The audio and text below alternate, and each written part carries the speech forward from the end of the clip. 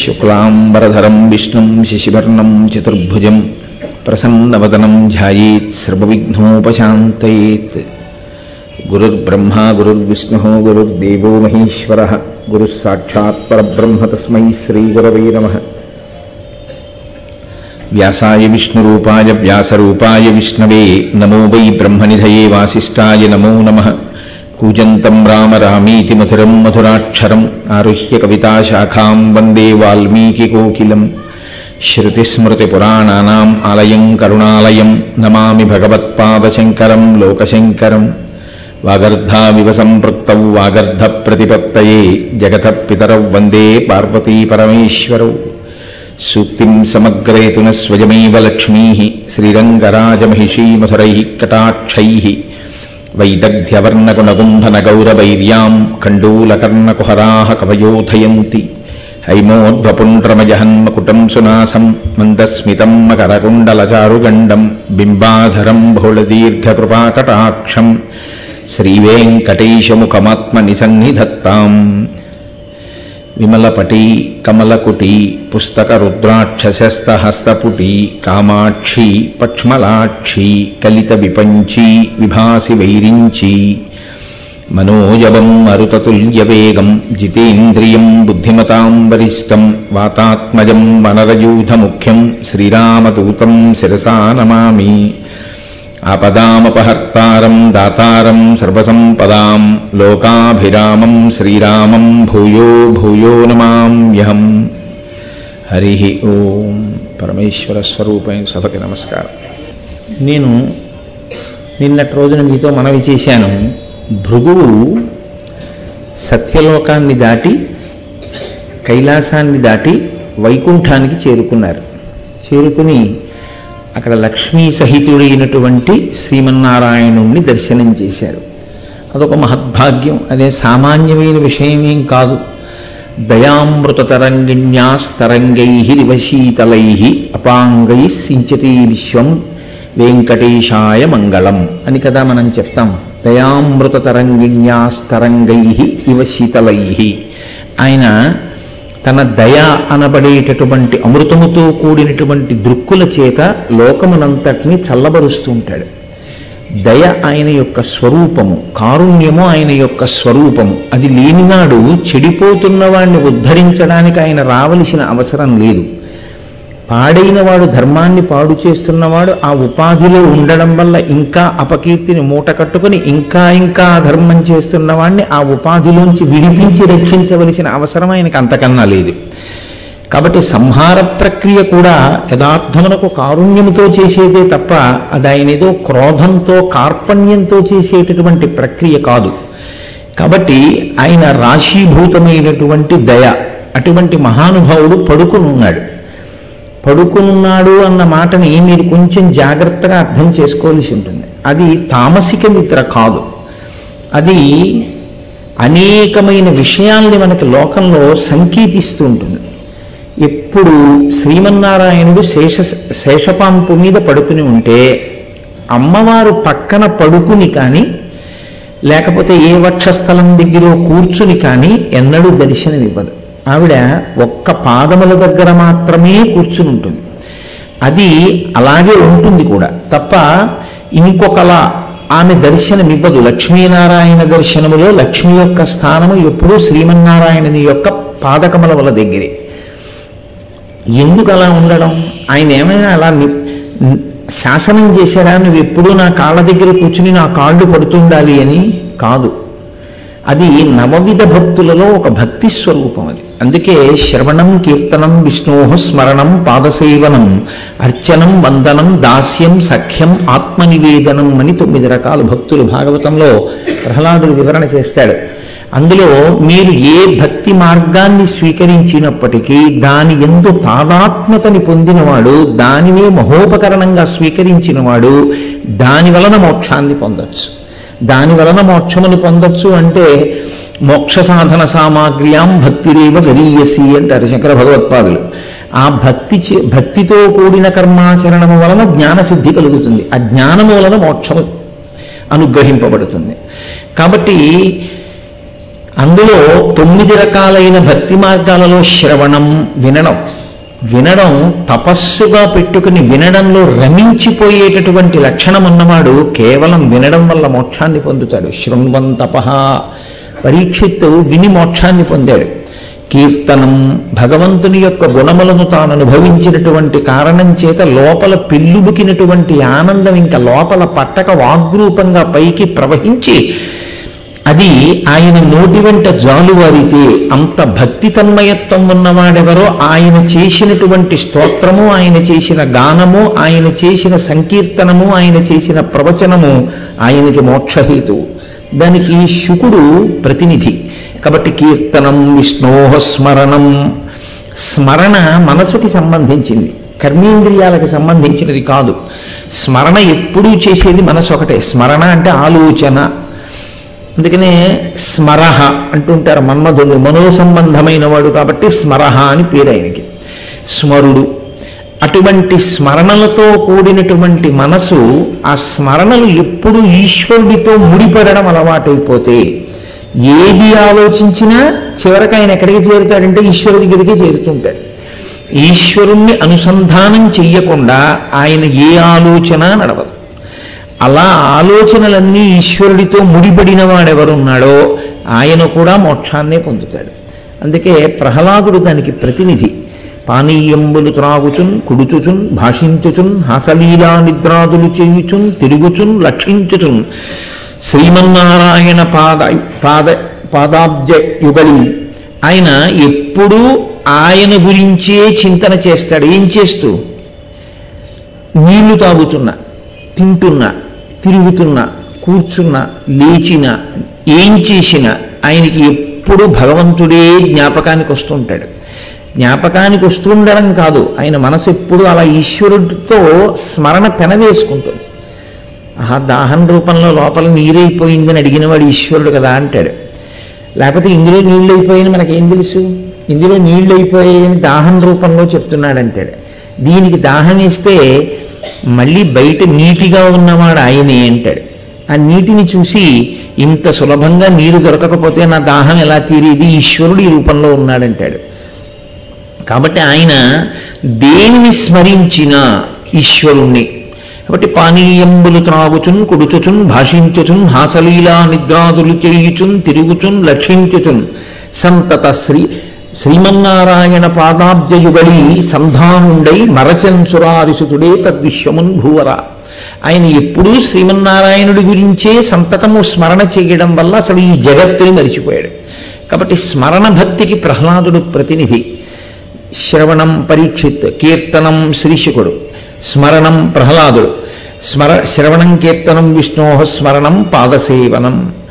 పరమేశ్వరుని యొక్క పాదములు పట్టడానికి ఎప్పుడూ ప్రతినిధి లక్ష్మీదేవి. అందుకని ఆమె ఎప్పుడూ పాదముల దగ్గర ఉంటుంది. ఏమంటే మిగిలిన వాళ్ళు ఎవరు పాదసేవ చేయలా, లక్ష్మీదేవి ఒక్కతే చేస్తుందా అంటారేమో. దానికి ఒక రహస్యం ఉంది. అలా ఉండడంలో మూర్తి, లక్ష్మీనారాయణ మూర్తి ఎప్పుడూ అలాగే ఉండడం వెనక ఒక తాత్విక రహస్యం ఒకటి ఉంది. సరే, శ్లోకం మొదలుపెట్టాను కాబట్టి పూర్తి చేసేస్తాను. పాదసేవనం అర్చనం పృథుమహారాజు, వందనం అక్రూరుడు, అర్చనం వందనం దాస్యం హనుమ, సఖ్యం అర్జునుడు, పాదసేవ సఖ్యం ఆత్మనివేదనం బలిచక్రవర్తి. కాబట్టి 9 రకములైన భక్తులకి 99 ప్రతినిధులు. ఇందులో పాదసేవనం, పాదములు పట్టడానికి లక్ష్మీదేవిని చెప్తారు. పాదములు పట్టడానికి లక్ష్మీదేవిని కారణంగా చెప్పడానికి కారణం ఏమిటో తెలుసా అండి? ఎప్పుడైనా ఆడపిల్లని కన్యాదానం చేసేటప్పుడు ఆమెని లక్ష్మీదేవిగా చూసి కన్యాదానం చేస్తారు. లక్ష్మిని మీకు ఇస్తున్నాను. లక్ష్మి తనంత తాను నారాయణుడి సొత్తు, ఒకరు ఇవ్వక్కర్లేదు. ఆమె ఎప్పుడూ నారాయణుడి సొత్తే. ఆమె ఆయననే చేరుతుంది. ఆమె ఆయన కొరకే ఉద్భవిస్తుంది తప్ప అసలు ఆయన కొరకు కాకుండా అన్న ఆలోచన ఉండదు అక్కడ. అందుకే ఆ పిల్లకి ఈడపిల్ల కాదు, ఆడపిల్ల. అక్కడ ఆయన కోసం ఈడ పుట్టింది. నన్ను తరింప చేయడానికి ఇక్కడ పుట్టి అక్కడికి చేరుకుంటోంది. చేరుకుని ఆయనని అనువర్తించి పాతివ్రత్యంతో నన్ను అత్తవారిని కూడా తరింప చేస్తుంది. ఉభయ వంశములను తరింప చేయగలిగినటువంటి లక్షణమున్న ఆడపిల్ల ఈడపిల్ల కాదు, ఆడపిల్ల. అక్కడికి వెళ్ళవలసిన పిల్ల ఇక్కడ పుట్టిందని చెప్పడానికి ఆడపిల్ల పుట్టింది అంటారు. కాబట్టి ఆమె భర్త యొక్క పాదములను ఎప్పుడు ఒత్తుతూ ఉంటుంది, భర్త పాదసేవ చేస్తుంది, భర్తని అనుగమిస్తుంది, భర్త వెంట నడుస్తుంది, భర్త యొక్క కీర్తిని ఎప్పుడూ కోరుకుంటుంది. అడుగు తీసి అడుగు వేస్తే ఆమె ఆలోచన ఏమిటంటే, నేను ఇలా ప్రవర్తిస్తే మా ఆయన కీర్తికి కళంకము రాదు కదా, అదొక్కటే దృష్టిలో పెట్టుకుంటుంది. ఆడదాని ఆలోచన ఎంతసేపు పాతివ్రత్యమో అన్న మాటకు అర్థం, నా నడవడి చేత ఆయన గౌరవమునకు ఏ విధమైనటువంటి మత్స కలగకుండుగాక, అదొక్కటే ఆమె నడవడికి పరీక్ష. అలా ఆలోచించి అడుగు వేస్తుంది. అలా ఆలోచించి అడుగు వెయ్యడం పాదములను పట్టుకోవడం. అలా ఉంటే తప్ప సంసారం అన్న మాటకి అర్థం ఉండదు. ఏదో అర్థం పద్ధం లేని మాటలు ఒడ్డును కూర్చుని ఎన్నైనా చెప్పచ్చు, కానీ ప్రతి చోట కూడా ఒక మర్యాద అని ఒక మాట ఉంటుంది. ఆ మర్యాద యందు ఎవరో ఒకరికి ఒకరు లొంగి ఉండడంలో, ఒకరిని ఒకరు అనువర్తించడంలో ఈ సమాజం అభ్యుదయాన్ని పొందుతుంది. మీరు చూడండి, చెట్టు మొదట నీళ్లు పోస్తేనే నేను ఎందుకు బతకాలి అని చెట్టు అడిగింది అనుకోండి, మీరు చెట్టంతా నీళ్లు పోయలేరు. గురువు గారిని నేను ఎందుకు అనువర్తించాలి అని శిష్యుడు అడిగాడు అనుకోండి, గురు శిష్య ధర్మం లోకంలో నిలబడదు. తండ్రిని నేనెందుకు గౌరవించాలి అని కొడుకు అడిగాడు అనుకోండి, ఇంకా వ్యవస్థకు అర్థం ఉండదు. భర్తని నేను ఎందుకు అనుభవించాలి అని భార్య ప్రశ్నించింది అనుకోండి, ఆ సమాజానికి అర్థం ఉండదు. అనుగమించడం ధర్మం అంతే. అలా అనుగమించడం వల్ల ఏమవుతుంది, శాంతికారకం అవుతుంది. ఆ దంపతులు ఆ ఇల్లు కూడా పరమశాంతితో ఉంటారు. కాబట్టి ఆమె లక్ష్మిని నారాయణుడికి ఇస్తారు. అయితే ఆమె తనంత తాను కోరుకున్న స్థానం నారాయణుని యొక్క పాదసేవ. నారాయణుడు ఆవిడికి ఇచ్చిన స్థానం గుండెల్లో. ఆయన కాదు పాదముల దగ్గర పెట్టింది, ఆవిడ కూర్చుంది. ఆవిడ మహాపతివ్రత కనుక, నిత్యానపాయని కనుక ఆమె ఆయన పాదముల దగ్గర ఉంటుంది. ఆయన నా పాదముల దగ్గర ఉండని ఆయన చెప్పలేదు. ఎప్పుడూ ఆయన పాదములను పట్టుకుని ఆయనని అనువర్తించిన కారణం చేత ఆవిడికి ఆయనిచ్చిన స్థానం తన గుండెల్లో. అందుకే లక్ష్మీం క్షీరసముద్రరాజతనయాం శ్రీరంగధామేశ్వరీం, ఆమె పరమేశ్వరుడి యొక్క హృదయంలో కూర్చుని ఉంటుంది. అంటే ఏ స్త్రీ భర్తని అనుగమిస్తుందో, అనువర్తిస్తుందో, ఆయనని సేవిస్తుందో ఆమె ఆయన గుండెలలోకి చేరుతుంది. స్వాధీన వల్లభ. ఆమెని కాదు అని ఆయన ఏమీ చెయ్యలేడు. ఆమె లేనినాడు, ఆమె పక్కన ఉండకపోతే ఆయనకి అయోమయంగా ఉంటుంది. ఎంతో తెలుసున్నవాడే, ఎన్నో విషయాలు ఎరిగి ఉన్నవాడే, కానీ ఆ స్థానం ఒక్క పూట ఖాళీ అయిందనుకోండి. ఒక్క పూట ఖాళీ అవ్వడం అంటే ఆవిడ ఎక్కడికో వెళ్ళింది, ఆయన పంచి ఆయనకు కనపడదు, ఆయన ఉత్తరీయం ఆయనకు కనపడదు, ఆయనకి ఇంకా ఎంత కంగారో. ఎందుకు ఆ కంగారంతా అంటే, అది లేదు ఇంట్లో, అది లేదు ఇంట్లో, అది లేదు ఇంట్లో అంటుంటాడు. అది లేకపోతే ఆయన మిగిలినవన్నీ లేవా? మిగిలినవన్నీ ఉన్నా ఆవిడ లేకపోతే ఆయన కనపడవంతే. ఆయన కళ్ళు, ఆయన చెవులు ఆవిడ అయిపోతుంది. ఎందుకు అయిపోతుంది అంటే, ఆయన అంత అనువర్తించి ప్రతి దానికి ఆమెను పిలవడం, ఆమెతో మాట్లాడకుండా ఉండలేని స్థితి. తాను బయట ఏదైనా చెప్పాలన్నా ముందు ఆవిడికి చెప్తాడు.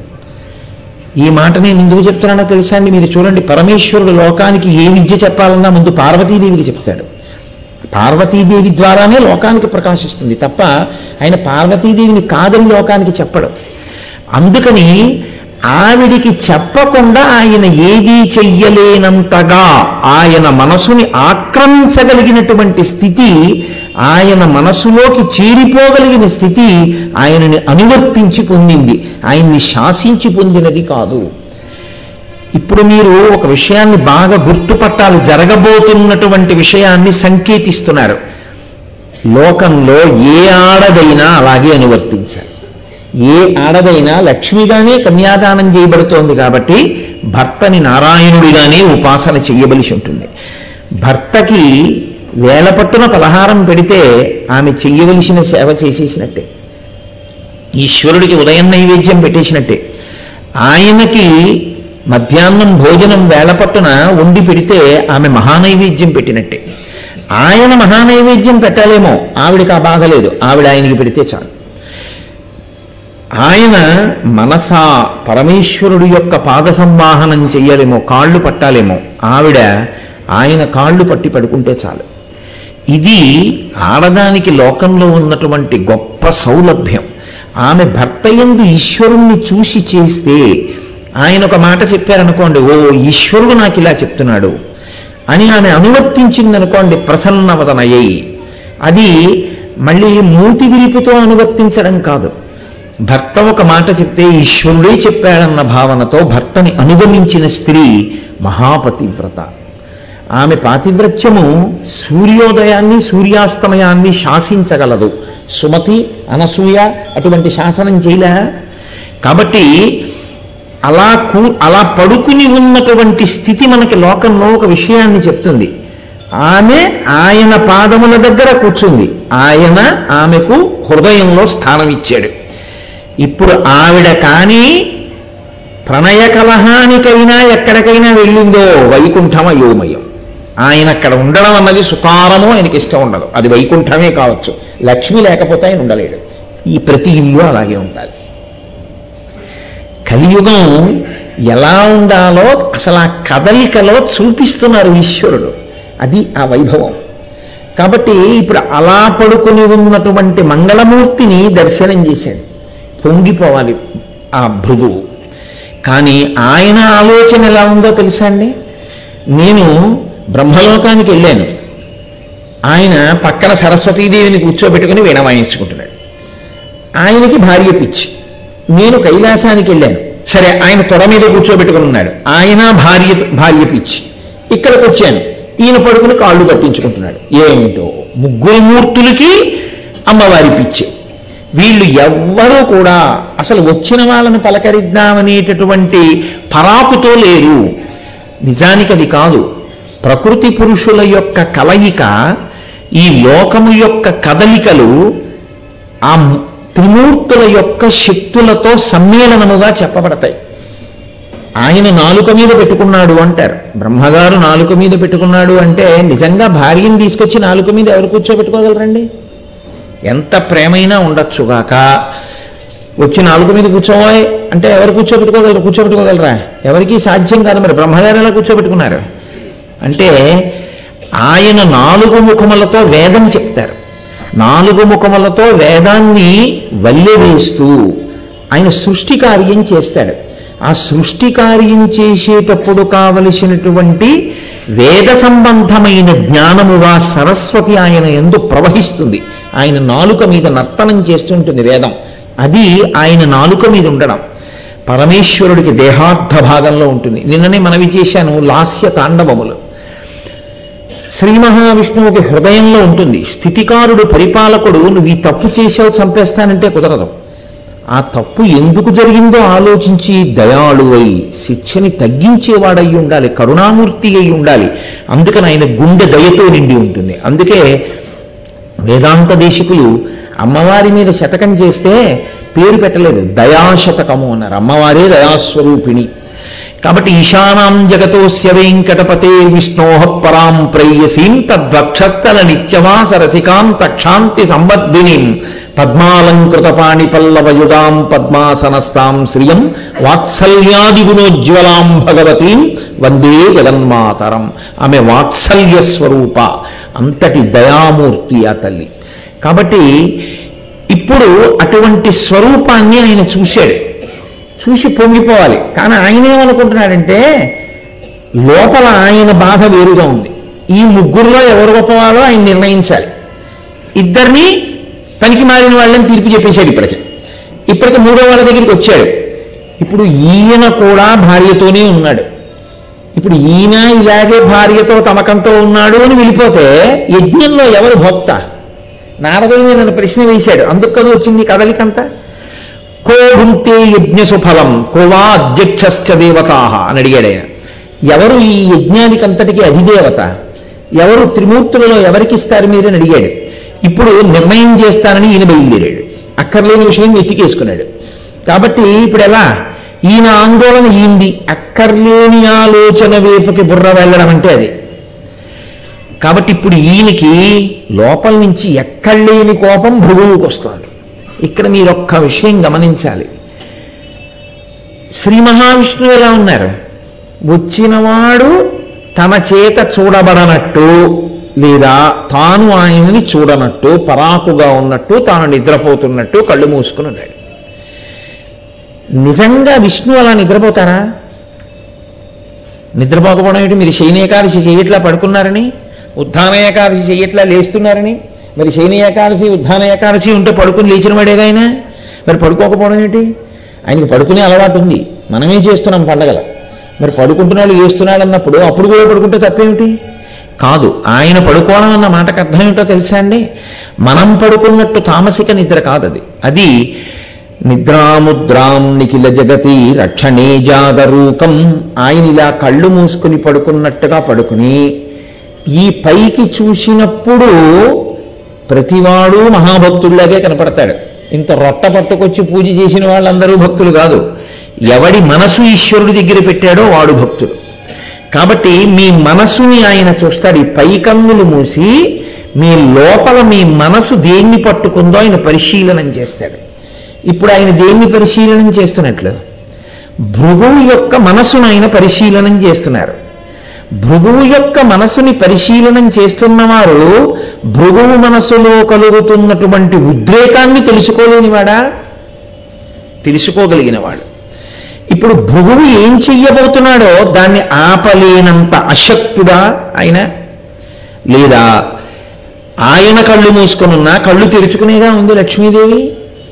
ఆవిడ పరమేశ్వరుణ్ణి తంతే ఊరుకునేంత అశక్తురాలా? ఆమె ఆపలేదా? యాదేవి సర్వభూతేషు శక్తిరూపేణ సంస్థిత నమస్తస్యై నమస్తస్యై నమస్తస్యై నమో నమః. ఆ తల్లి అందరి యందు శక్తిగా ఉంది. అటువంటి తల్లి భృగువు చేయరాని పని చెయ్యడానికి సంసిద్ధుడైపోతున్నాడు. ఎందుకని? ఎవరు అసలు నేను పరీక్షిస్తానన్నాడో ఆయన ముందు సావధానుడై ఉండాలి. ఆయనకి ఎక్కడ లేని కోపంతో ఊగిపోతున్నాడు ఆయన. ఈ కోపం ఎక్కడి వరకు వెళ్ళిపోయిందంటే విష్ణువు దాకా వచ్చేసరికి ఇంకా పరీక్షించడానికి నాలుగో వాడు లేడు ఆయన దృష్టిలో. అందుకని ఇప్పుడు విష్ణువు మీద కోపం వచ్చినటువంటి భృగువు తన కాలుతో విష్ణువు యొక్క వక్షస్థలం మీద తనడానికి సిద్ధపడ్డాడు. కలియుగ లక్షణం ఎంత గొప్పగా ఉంటుందో చూడండి. కాబట్టి ఇప్పుడు ఆయన గబగబ అడుగులు వేసి వచ్చి శేషశయనం మీద పడుకున్నటువంటి శ్రీ మహావిష్ణువు యొక్క వక్షస్థలం మీద తన్నడానికి కాలెత్తబోతున్నాడు.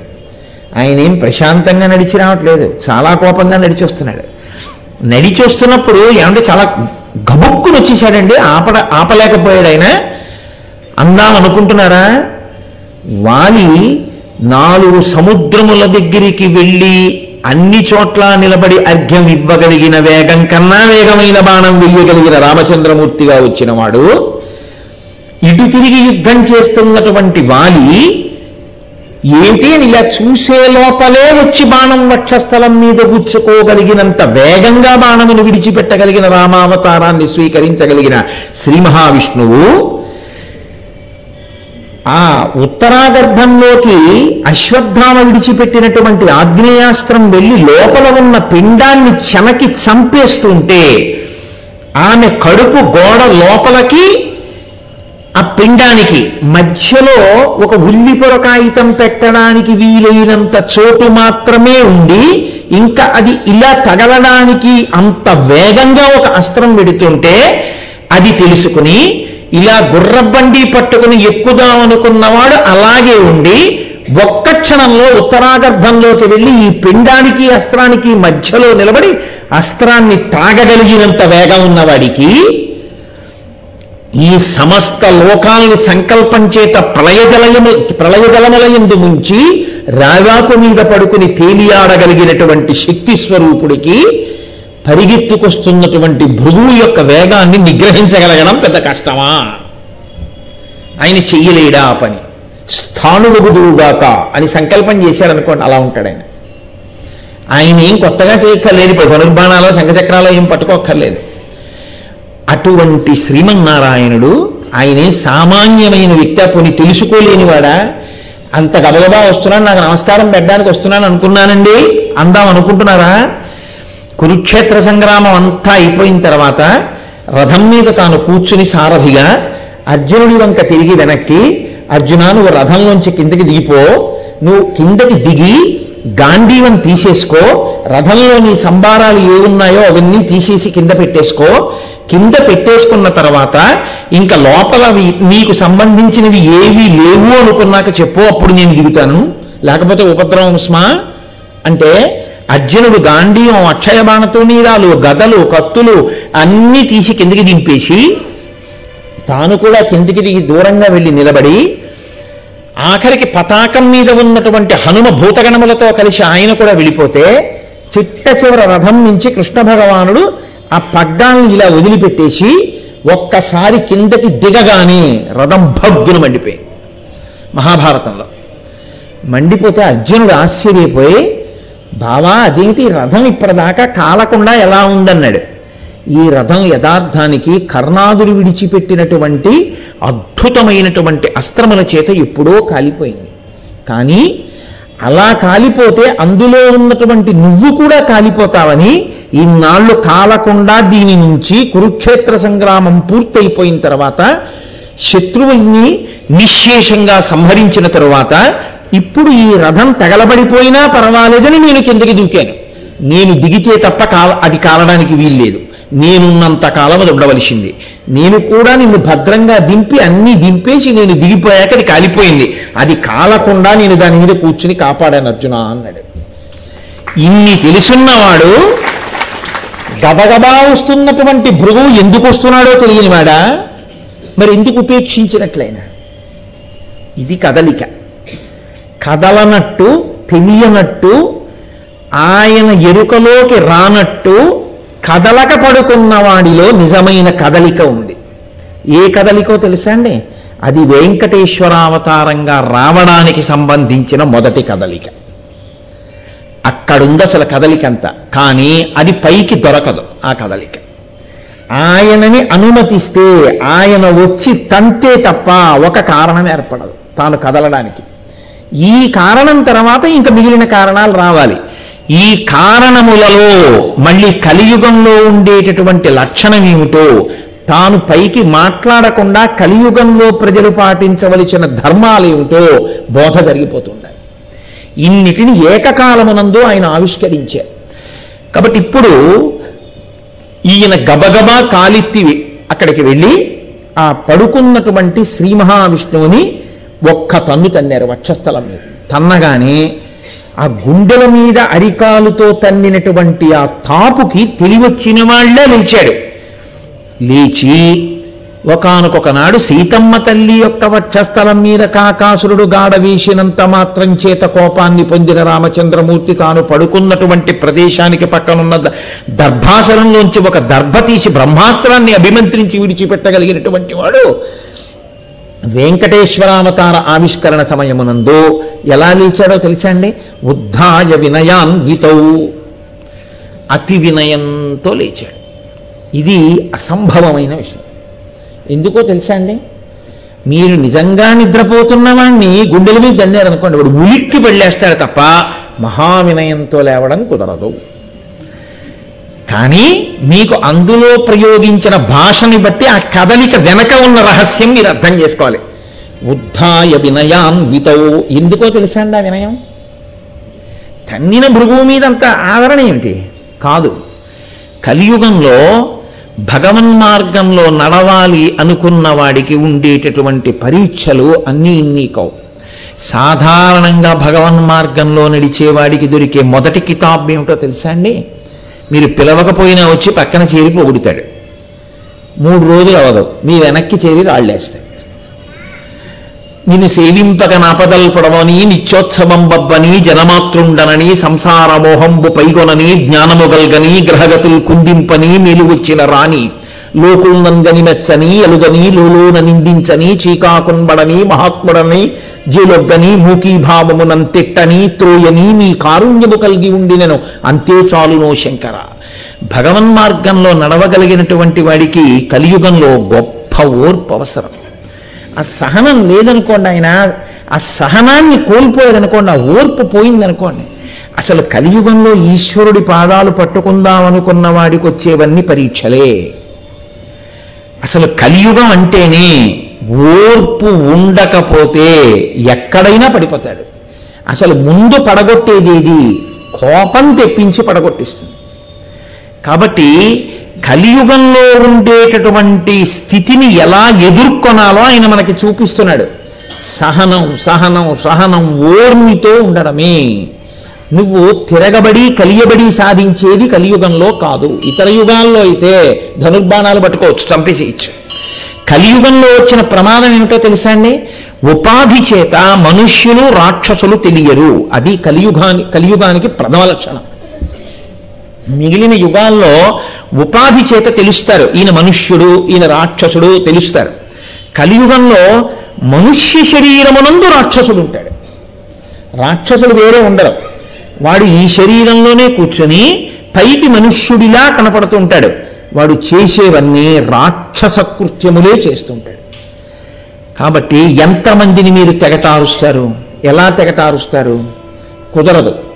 కాబట్టి ఈ యుగంలో మనుష్యుల్ని కలిపురుషుడు ఎంత తొందరగా పాపంలో ముంచుతాడో పరమేశ్వరుడు అంత దయాళువై ఆ పాపం నుంచి ఉద్ధరించి, పాపం నుంచి వాడంతట వాడు బయటికి వచ్చే శక్తిని కృప చెయ్యగలిగిన వాడై వచ్చి నించోవాలి తప్ప అసలు ఆయన నేను పాపులను చెనకుతానన్న మాట కలియుగంలో అంటే అసలు బతకడానికి ఒక్కడూ ఉండడు. ఎక్కడో కోట్ల మందిలో ఒక్కడు ఉండాలంతే. కాబట్టి ఎంత ఓర్పుతో రావలసిన అవతారం ఆ అవతారం. ఎవ్వడూ ఆయన చెప్పిన మాట విని చేసేవాడు ఉండడు. ఎవణ్ణి చూసినా ఆయన చెప్పిన ధర్మాన్ని అతిక్రమించేవాడే కనపడతాడు. ఆయన చెప్పిన శాసనమైన వేదాన్ని తిరస్కరించేవాడే కనపడతాడు. వేదము ఎలా చెప్పిందో అలా బ్రతకని వాడే కనపడతాడు. అప్పుడు ఆయన చక్రం పట్టుకుంటే, అప్పుడు ఆయన శంఖం పట్టుకుంటే, ధనస్సు పట్టుకుంటే అప్పుడు అసలు లోకంలో ఇక మిగలడానికి ఉండరు. మిగిలిన యుగాల్లో అయితే మిగలడానికి కొంతమంది ఉన్నారు, చావడానికే కొంతమంది ఉన్నారు. ఈ యుగంలో అసలు మిగలడానికి ఉండేవాళ్ళు ఒకరో ఇద్దరు మిగులుతారంతే. కాబట్టి ఇప్పుడు ఆయన ఏం చేయాలంటే పరమ ఓర్పుతో నిలబడాలి. నిలబడితే తప్ప ఇంతమందిని ఉద్ధరించడం కుదరదు. కాబట్టి అసలు ఆ కదలికలో మొదట ఆ ఓర్పుని ఆయన సూచించాడు. కాదు, ఆయనకి ఓర్పు కాదు. కలియుగంలో వృద్ధిలోకి రావాలనుకున్న ఎవ్వడైనా ఈశ్వరుడి పాదాలు పట్టుకుని భక్తితో ఉందాం అనుకున్నాడు, వాడు చాలా ఓర్పుని కలిగి ఉన్నవాడై ఉండాలి. ఆ ఓర్పు లేదనుకోండి వాడు పడిపోతాడు ఎక్కడో. ఎందుకనో తెలుసా అండి? ఎక్కడ మీకు సమ్మానం ఉంటుందో అక్కడే తిరస్కారం ఉంటుంది అని గుర్తుంచుకోవాలి. ఎక్కడ సమ్మానం ఉంటుందో అక్కడే మీ అహంకారం పెరగడానికి విత్తనం ఉంది అని గుర్తుపెట్టుకోవాలి. అందుకే లోకంలో చాలా వృద్ధిలోకి వస్తున్నటువంటి పండితుడు, నిస్వార్థమైనటువంటి బ్రాహ్మణుడు ఉంటే వాడిని కలియుగంలో ఎలా పాడు చేయొచ్చు అని అడిగారు. వాడికి ఒక 2-3 సన్మానాలు చెయ్యండి అన్నారు. చేస్తే వాడు పాడైపోతాడు. ఎందుకో తెలుసా అండి? వాడికి మీరు సన్మాన పత్రం ఇచ్చేశారనుకోండి చాలు, వాడు దాన్ని ఇంట్లో ఎదురుగుండా పెట్టుకుని రోజు పైనుంచి కిందకి కింద నుంచి పైకి చదువుకుని నేను నిజంగా అంతటి వాడిని అనుకుంటాడు. అదొక్కటి చాలు వాడు పాడైపోవడానికి. పోతుందంతే, నా అంతటి వాడిని నేను ఇంకా ఈశ్వరుడు ఎందుకంటాడు. కాబట్టి కలియుగంలో దేనికైనా సహనమే. మీరు చూడండి, నేను ఎందుకు వేదిక మీద కూర్చుని వివరంగా చెప్పాలి? మీరు ఎక్కడికి వెళ్ళండి మీ సహనానికి పరీక్ష ఉంటుంది. ఎక్కడ ఎవరి దగ్గరికి వెళ్ళండి, మాట దగ్గర నుంచి చేష్ట వరకు అసలు క్రమశిక్షణతో సాత్వికమైనటువంటి తీరుతో ఉండేటటువంటి వ్యక్తులు మీకు కనపడరు. ఒక్కసారి తీసుకెళ్ళి ఒకరినో కుర్చీలో కూర్చోబెట్టారో అంతే, ఎంత మార్పు వచ్చేస్తుందో, ఎంత అధికార లాలసో. గజ్జల మల్లారెడ్డి గారి భాషలో చెప్పారంటే, అధికార కామిని గాఢ పరిశ్వంగము చేత ఆమె అధరామృతమును తాగి మత్తెక్కి తైతక్కలాడే అధికార బధిరాధములు అన్నాడు ఆయన తోట. అలా అటువంటి స్థితిని పొందేస్తాడంతే అధికారంలోకి వెళ్ళగానే. యుక్తాయుక్త విచక్షణ ఉండదు. ఎవడి ఇష్టం వచ్చినట్లు వాడు మాట్లాడుతుంటాడు. అన్ని చోట్ల మీరు ఓర్మి వహిస్తూనే ఉండాలి. ఆ ఓర్పు మీకు పోయిందో అవతలవాడు కాదు పాడయ్యేది, మీరు పాడైపోతారు. క్షమాదానం, క్షమాయజ్ఞం, క్షమా సత్యం హి పుత్రికాః, క్షమా యశః, క్షమా సత్యం, క్షమయావిష్ఠితం జగత్ అంటారు వాల్మీకి మహర్షి రామాయణంలో. ఓర్పుయే సత్యము, ఓర్పుయే ధర్మము, ఓర్పుయే యజ్ఞము. అసలు నిజమునకు ఈ జగత్తంతా దేని ఎందుంది అంటే ఓర్పు ఎందే ఉంది. ఓర్పు పట్టలేక ఉద్ధతితో ప్రవర్తిస్తే అయిపోయిందంతే. ఏముందండి ఇవాళ ప్రపంచం అంతా కూడా the entire world can be destroyed just through the press of a button, అంతే కాదా?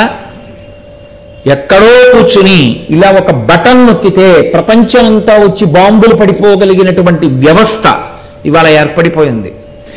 ఎక్కడ ఎవరు సహనాన్ని కోల్పోయినా ఏ ప్రపంచ పటంలో దేశాలుండవు, జీవజాలం ఉండదు.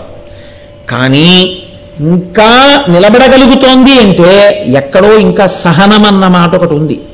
అది లేకపోతే అర్థమేముంది?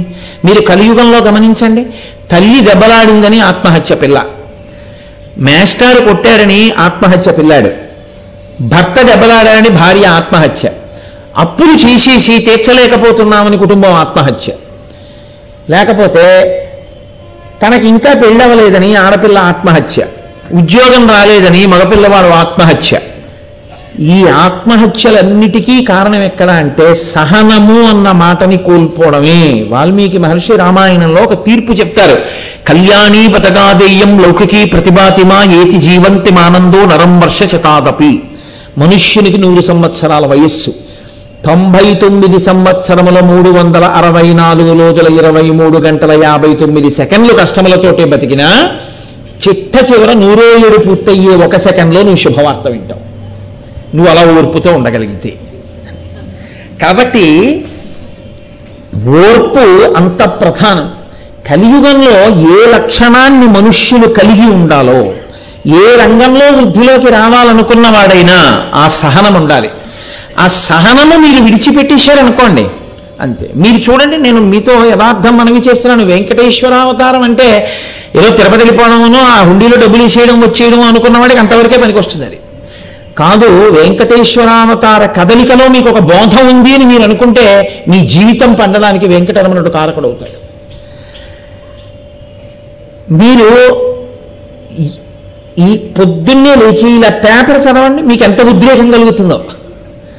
మీ సహనాన్ని కోల్పోయేటట్టే ఉంటాయి లోకంలో జరిగే సంఘటనలన్నీ. ఎందుకని? అది కలియుగం యొక్క లక్షణం. ఎక్కడ కోపం ఆవహిస్తుందో అక్కడ ఆలోచన నశించిపోతుంది. క్రుద్ధ పాపన్న కుర్యాత్కః క్రుద్ధో హన్యాత్ గురుదపి క్రుద్ధ పరుషయా వాచ నరం సాధు నధిక్షిపేత్. ఆ క్రోధం వచ్చిన వాడు గురువుని కూడా చంపేస్తాడు. ఎందుకంటే ఇంకా యుక్తాయుక్త విచక్షణ అన్న హద్దు నశించిపోతుంది ఆ కోపంలో. ఆ కోపంలో ఏం మాట్లాడుతున్నాడో ఏం మాట్లాడకూడదో ఏమీ తెలియదు. యథోరగస్త్వచం జీర్ణాం సవై పురుషముచ్యతే.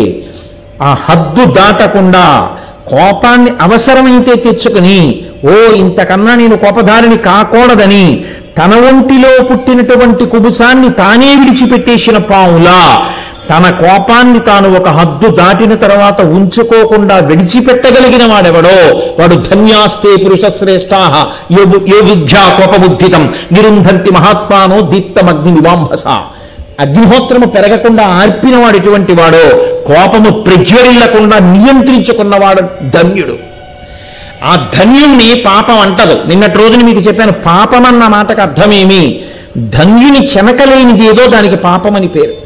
ధన్యుడనగా ఎవడు ప్రతి దానికి హద్దు పెట్టుకుంటాడో, చెలియని కట్ట పెట్టుకుంటాడో, ఆ చెలియని కట్టని తనంత తానెవడు దాటడో వాడు ధన్యుడు. సముద్రం భూమి మీదకి వచ్చి పడిపోయేటటువంటి శక్తి లేక ఉండిపోతుంది. అలాగా ఈ ఒడ్డు నేను దాటి రాను అని ఏదో ఒక గోనె బస్తాలో పెట్టి మూట కట్టేస్తే కాళ్ళు చేతులు గింజుకుంటున్న వాడిలా పొంగి పొరలుచు వచ్చి పృథివీపై పడకుండా కడలి రాయుడి కాళ్ళు కట్టాడయా ఉన్నాడయా దేవుడు ఉన్నాడయా. ఆ సముద్రుడు ఆ చెలియలి కట్టను అడ్డు పెట్టుకుని అక్కడ వరకే వచ్చి వెనక్కి ఎందుకు ఎడుతున్నాడు అంటే ఆయన పెట్టుకున్నాడు ఒక నియతి, నేను దాటి రాను. ఆయన వచ్చేస్తాను అని అన్నాడు అనుకోండి, మీరు ఆపగలరా నేను ఆపగలనా? ఆపలేను. అందుకే ఈ ఓర్పు ఎక్కడ ఉంటుందో అక్కడ పొంగు కుంగు ఉండదు. పొంగు కుంగు లేకపోవడం ఓర్పుకి మారు పేరు.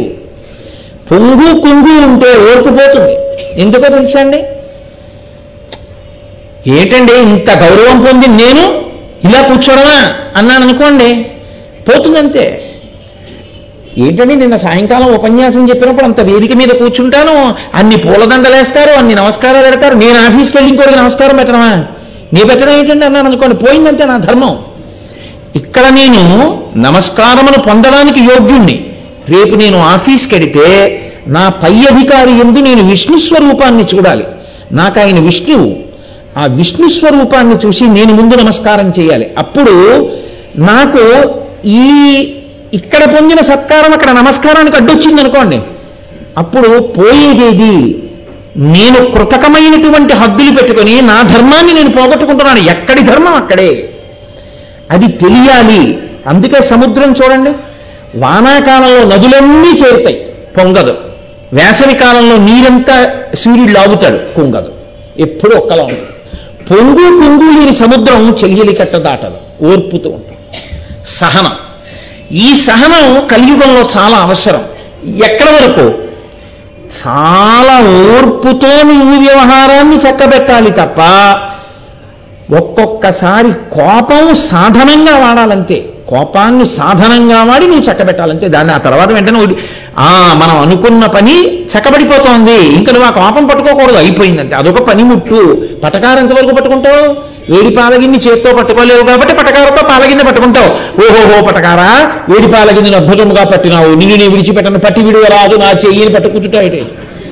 పటకారం ఎంతసేపు అంటే పాలగిన్ని దింపడం వరకే. కోపం ఎంతవరకు? ఒక ముఖ్య ప్రయోజనాన్ని సాధించడానికి అది ఉపకరణం, అయిపోయింది, అది సాధింపబడింది, దారిలోకి వచ్చేసారు, నువ్వు వదిలేయాలంతే వెంటనే. అదే పట్టుకుని అదే పీక్కుంటూ కూర్చుంటే వాడుగా ఉంటారు, నువ్వు వాడిపోతావు. కాబట్టి ఎంతవరకు పట్టుకోవాలో అంతవరకు పట్టుకోవడం చేతనవడం ఓర్పన్న హద్దు చేత నిర్ణయింపబడుతుంది. ఆ ఓర్మితో కార్యసాధన ఎలా చెయ్యవలసి ఉంటుందో కలియుగంలో అధికారం ఉన్నంత మాత్రం చేత సాధించలేరు, ఓర్మితోనే సాధించవలసి ఉంటుంది కలియుగంలో. ఎందుకో తెలుసా అండి? అధికారం ఉందని మీరు చేశారనుకోండి ఉపద్రవాలు వస్తాయి. మీరు ఓర్మితో చేశారనుకోండి, నా బాబు నాకన్నా అంటూ చేసిన వాడే ఉత్తమ అధికారి అవుతాడు లోకంలో. ఇది చెప్పడం అంతటి స్థితికారుడై, అంతటి మహాపరిపాలకుడై, అఖిలాండకోటి బ్రహ్మాండ నాయకుడై, ఈతడఖిలంబునకు ఈశ్వరుండై సకల భూతములలో ఉన్న తాపగలు వాడితడు అంటారు రమణాచార్య స్వామి. అటువంటి వాడు ఒక్క శాసనం చేసి భృగువుని శిల కింద మార్చలేక కలియుగంలో ఏది ఉండాలో లోకానికి నేర్పడానికి లేస్తూనే ఉద్ధాయ వినయాంగితౌ, వినయంతో నిద్రలేచాడు ఆయన. ఆయన నిద్రపోతే కదూ నిద్ర లేవడానికి, ఆయన తంతాడని తెలుసు దండించుకున్నాడు. ఎందుకు దండించుకున్నాడు? అలాగే ఉంటుంది కలియుగం అంటే. నువ్వు ఓపిక పట్టి సంస్కరించాలి తప్ప శపిస్తూ పోతే లోకంలో ఎవరు మిగలరు. కాబట్టి ఇప్పుడు లేచి ఆయన ఏం చేశాడు? గబగబగబా శేషసైనాన్ని దిగొచ్చి రెండు పాదాలు పట్టుకున్నాడు భృగువి. పట్టుకుని ఆయన అన్నాడు, అయ్యయ్యయ్యో ఎంత పని చేసేశారండి, నన్ను తన్యావయా అని కోపం లేదు. వజ్రాధృతరం విద్ధిమచ్చరీరం ద్విజోత్తమ కిమర్థం తాడితం విప్ర కోమలాంగిరి తలేనతం అని అడిగాడు ఆయన. వజ్రాధృతరం విద్ధి, ఈ శరీరం ఉంది చూశారు మహర్షి, ఇది వజ్రం లాంటిది, బహుకఠినం, చాలా కఠినంగా ఉంటుంది. ఎన్ని యుద్ధాలు చేసిందో. ఇది నశించే శరీరం కాదు, మెత్తటి శరీరం గట్టి అయి మెత్తగా అయిపోతుంది, అది ధర్మం. అందుకే పెరిగినన్ని రోజులు శరీరం అంటారు. 50 దాటిన తర్వాత ఇంకా శరీరం అనకూడదు, దేహం అనాలంటే ఇంకా దహింపబడడానికి సిద్ధపడుతోంది. అందుకని మొదటి గుర్తు ఏమిటంటే, అబ్బాయి ఇంకా ఇది వెళ్ళిపోవడానికి పెట్టె సర్దేస్తోంది అని గుర్తు ఏమిటంటే, నల్లగా ఉన్నది తెల్లబడ్డం మొదలవుతుంది. జుట్టు తెల్లబడుతోంది అంటే అన్ని తెలుపులోంచి వచ్చాయి, అన్ని తెలుపులో కలిసిపోతాయి. ఎందులోంచి వచ్చి ఓపికతో నిలబడ్డావో అవి ఉపసంహార ప్రక్రియ ప్రారంభమైంది. కొత్త కొత్త ఆభరణాలు వస్తాయి. ఇప్పటి వరకు ఇది లేకుండా చూసిన వాడికి ఇది లేకుండా ఇప్పుడు కనపడదు. ఇలాంటివన్నీ వస్తున్నాయి అంటే గుర్తు ఏమిటంటే ఉపసంహార ప్రక్రియ ప్రారంభమైంది. ఇందులోంచి వచ్చావో అందులోకి వెళ్ళవలసినటువంటి ప్రస్థానం మొదలైపోయింది. ఒకానొక నాడు అది పూర్తిగా నిర్ణయింపబడిన నాడు ఇది కూడా కదలడం మానేస్తుంది. దీన్ని వాళ్లే పట్టుకెళ్ళి కట్టెలలో పెట్టేస్తారు, దహింపబడుతుంది. దహింపబడే స్వరూపాన్ని పొందేస్తుంది కాబట్టి దేహం అంటారు. పెరుగుతుంటే శరీరం అంటారు. 50 తర్వాత ఇంకా దహనమునకు దగ్గర పడుతూ ఉంటుంది, అందులో మళ్ళీ మెత్తబడిపోతుంది. పుట్టినప్పుడు కాలు ముట్టుకున్నా, చేయి ముట్టుకున్నా, బొగ్గ ముట్టుకున్నా, గుండెలు ముట్టుకున్నా, పొట్ట ముట్టుకున్నా మెత్తగా ఉంటుంది. దూదిలే ఎలా ఉందో మా అబ్బాయి బొజ్జని ఇలా ముట్టుకుంటే మెత్తగా ఉంటుంది. వాడి పొట్టలో తండ్రి నోరు పెట్టి ఏదో ఊతూ ఉంటాడు, ఊతూ ఉంటే చప్పుడు వస్తుంది, వాడు కిలకిల నవ్వుతూ ఉంటాడు. ఏది పెద్ద అయ్యాక పెట్టండి, వజ్రంలో ఉంటుంది వాడి కడుపు. కాబట్టి శ్రీ మహావిష్ణువు అన్నారు వజ్రాధ్రుతరం విద్ధి. ఈ శరీరం వజ్రంలా చాలా గట్టిగా ఉంటుంది, ఇన్ని యుద్ధాలు చేసిందో. దీన్ని తన్నడం, దీన్ని తంతే ఏమవుతుంది? మీ కాళ్ళు నొప్పెట్లా? ఎంత ఆశ్చర్యం అండి, ఎంత ఓర్పు అండి. ఆయన చేతకాక ఇదంతా కాదు. ఎందుకో తెలుసా? కలియుగంలో అసలు ఎలా ఉండాలో నేర్పుతున్నాడు ఆయన. ఇది నోటితో చెప్పక్కర్లేదు. ఆయన అవతారంగా రావడానికి కదిలిన మొదటి కదలికలో చూపించినటువంటి పాఠం ఏదుందో, సందేశం ఏదుందో, అది లోకము పట్టుకుని అన్వయం చేసుకోవాలి. అందుకే మీకు అసలు వెంకటాచలం వెళ్ళేటటువంటి వాళ్ళకు వచ్చే మొదటి పరీక్ష ఎక్కడంటే కోపం వచ్చేవే ఉంటాయి. అన్నిటికీ క్యూలే, పెద్ద పెద్ద క్యూలే. ఇంకక్కడి నుంచి దొంగదారుల కోసం వెతుకులాట. తెలిసిన వాడు ఎవరైనా ఉన్నాడా? విఐపి లెటర్లు దొరుకుతాయా? రికమెండేషన్తో వెళ్ళిపోవచ్చా? ఈశ్వరుడి దర్శనానికి రికమెండేషన్ ఏంట్రా? ఏదో డాక్టర్ గారి దగ్గరికి వెళ్ళి రికమెండేషన్ చేయించుకుని ముందు లోపలికి వెళ్ళిపోయినట్టు అక్కడ కూడా మహాన్యాయం. నీలాగే జ్వరం ఉన్న వాళ్ళు చాలా మంది ఉంటే నువ్వు రికమెండేషన్ చేయించుకుని లోపలికి వెళ్ళండి. నీకు డాక్టర్ గారు తెలిసి పిలిస్తే వేరే విషయం, అది వేరు. అది ఆయనకి నీ పట్ల ఉన్న గౌరవం. నువ్వు ఎవరితో తీసుకొచ్చి రికమెండేషన్ చేయించిన డాక్టర్ గారి దగ్గరికి వెళ్ళడం ఏంటి? డాక్టర్ గారి దగ్గరికి వెళ్ళడమే అంత అన్యాయం అయితే ఈశ్వరుడి దగ్గరికి రికమెండేషన్ చేయించుకుని వెళ్ళడం ఎంత అన్యాయం అండి. అంటే ప్రతిదానికి కోపం వచ్చేవే ఉంటాయి, ఏదో కోపం వచ్చే సందర్భాలు ఉంటాయి. ఎందుకుంటాయో తెలుసా అండి? నా దర్శనానికి వచ్చావు కదా, నేను కదిలి నీ కోసం వచ్చాను కదా, నేను రావడంలో అంత ఓర్పు పట్టా, తన్నిగా ఓర్చా. నువ్వు ఏ పాటి ఓర్పు పడుతున్నావురా జీవితంలో? అది పడితే నేను నిన్ను చూసి పొంగిపోతాను. అసలు ఓర్పు లేకుండా ఉత్తుత్తినే నా దగ్గరికి వచ్చి దొంగ నమస్కారాలన్నీ పెడుతుంటే నువ్వు నేర్చుకున్నది ఏముంది? వెంకటరమణుడి భక్తుడు అంటే, వెంకటేశ్వర దీక్ష అంటే వెంకటేశ్వరుడు లోకానికి ఇచ్చిన సందేశాన్ని పట్టుకోగలగడం. కాబట్టి ఆయన అన్నారు వజ్రాధ్రుతరం విద్ధి మచ్చరీరం ద్విజోత్తమ కిమర్థం తాడితం విప్ర కోమలాంఘ్రితలేనతం. చాలా కోమలంగా ఉందే మీ పాదం యొక్క అరికాలు, ఇంత మృదువుగా ఉన్న అరికాలతో ఈ శరీరాన్ని తన్నారా? ఉండండి ఎంత నిప్పెట్టిందో అని వెంటనే గబగబా ఆయన ఏం చేశాడంటే ప్రక్షాళ్యో ఉష్ణోదకం తీసుకొచ్చి వేడి నీళ్లు తీసుకురా అని వేడి నీళ్లు తెప్పించి, మనం చూడండి ఏమైనా కాస్త కాళ్ళు నొప్పి పెడితే వేడి నీళ్లు పోసుకుంటాం, పెట్టండి గిన్నెలో అని ఓ గిన్నెలో ఆ కాళ్ళు పెట్టించి ఓ పళ్ళెంలో వేడి నీళ్లు పోసి ఆ పాదాలు కడిగాడు. ఇప్పుడు ఎంత పొంగిపోతాడు గురువు అంటే, అత్యంత ముక్కోపికి సత్కారమే విరుగుడు. సత్కారం చేసేసారనుకోండి, ఆయన ఏం సర్టిఫికేట్ ఇస్తాడంటే ఈయనంత మంచివాడు లేడంటాడు. అది పరిశీలనం చేతి ఇచ్చిందా, ఆయనకి జరిగినటువంటి సత్కారం చేతి ఇచ్చిందా? అంటే నీకు సత్కారం ఎక్కడ బాగా జరిగిందో ఆయన పూజనీయుడా? అదే నువ్వు సర్టిఫికేట్ ఇచ్చే విధానం. అంటే కలియుగం అలా ఉంటుంది. నువ్వు ఏం చేస్తున్నావు అన్నదాన్ని బట్టి నీకు గుర్తింపు ఉండదు. నీవు అవతల వాళ్ళ దగ్గర ఎంత ప్రాపకం సంపాదించగలవు, ఎంత బాగా పొగడగలవు అన్నదాన్ని బట్టి నీకు గుర్తింపు ఉంటుంది. కానీ ఆ గుర్తింపు ఈ శరీరమునకు సంబంధించింది, దీన్ని తృప్తిపరుచుకోవడానికి సంబంధించింది. ఈశ్వరుడి దగ్గర గుర్తింపు కావాలనుకున్నవాడు ఇటువంటి హేయమైనటువంటి మార్గములను అనుసరించక్కర్లేదు. ఆయనకి తెలుసు ఎవడు యోగ్యుడో, ఆయనకి తెలుసు, ఆయన అనుగ్రహించగలడు. కాబట్టి ఇప్పుడు ఆ వేడి నీళ్లతో కడిగి ఆయన ఊరుకోలేదు. లక్ష్మీదేవిని దగ్గరికి పిలిచి అన్నాడు స్వగృహం సకుటుంబంచ సర్వలోకం విడంబయం అన్నాడు. లక్ష్మీదేవి యొక్క తల మీద నీళ్లు చల్లాడు. ఎందుకు చల్లుతున్నానో తెలుసా లక్ష్మి? ఈ నీళ్లు ఏమిటనుకుంటున్నావు? ఏం సామాన్యం అనుకుంటున్నావా? ఇవి దధార శిరసాతోయం. ఆ నీళ్లు తీసి తన తల మీద చల్లుకున్నాడు. పైగా అన్నాడు విప్ర పాదోద్గతం శివం. మహానుభావుడు భృగు అంటే సబ్రాహ్మణుడు, ఆయన పాదములు కడిగిన నీళ్లు, వీటిని తల మీద చల్లుకోవాలి లక్ష్మి అని తల మీద చల్లుకుని, లక్ష్మీదేవి తల మీద చల్లి, కొడుకుని పిలిచి మన్మధుడిని ఆయన తల మీద చల్లి, తన చుట్టూ ఉన్నటువంటి ఆ పరివారం అందరి తల మీద చల్లి, ఆ గిన్నె పట్టుకుని ఏదో ఇంట్లో పుణ్యాహమాచరం చేయించుకుంటే చల్లుకున్నట్టు ఓ ఆవిడి మండోటేసుకుని స్వగృహం వైకుంఠం అంతా ఆయనే చల్లుకున్నాడు ఆ నీళ్లు. ఎంత పొంగిపోతారండి భృగు. సకుటుంబంచ తన ఇంట్లో అంటే వైకుంఠంలో తన పక్కన ఉన్న వాళ్ళందరి కళ్ళ మీద చల్లాడు. ఎందుకుట? సర్వలోకం విడంబయం, లోకములనన్నిటినీ కూడా ఒక మార్గమును చూపించడానికి, భృగువుకి బుద్ధి చెప్పడానికి తప్ప నిజంగా భృగువు చాలా గొప్ప పని చేశాడని కాదు. భృగువుకి బుద్ధి చెప్పడానికి తాను సహనంతో ఉండడం వినా కలియుగంలో మార్గం లేదు. కాబట్టి ఇప్పుడు ఇవన్నీ చేసి ఆ పాదాలు తుడిచేసి చక్కగా ఇలా పడుకోండని ఆ కాళ్ళు ఒత్తినట్టుగా ఒత్తుతూ, ఇంత అహంకారానికి కారణం భృగువుకి అరికాల్లో కన్నుంది. కాళ్ళొత్తుతున్నట్టుగా ఒత్తుతూ అరికాలులో ఉన్న కాలు తన బొట్టన వేలితో చిదిమేశాడు. అప్పుడు భృగువుకి బుద్ధి వచ్చింది. సరే, అది వేరు మాట.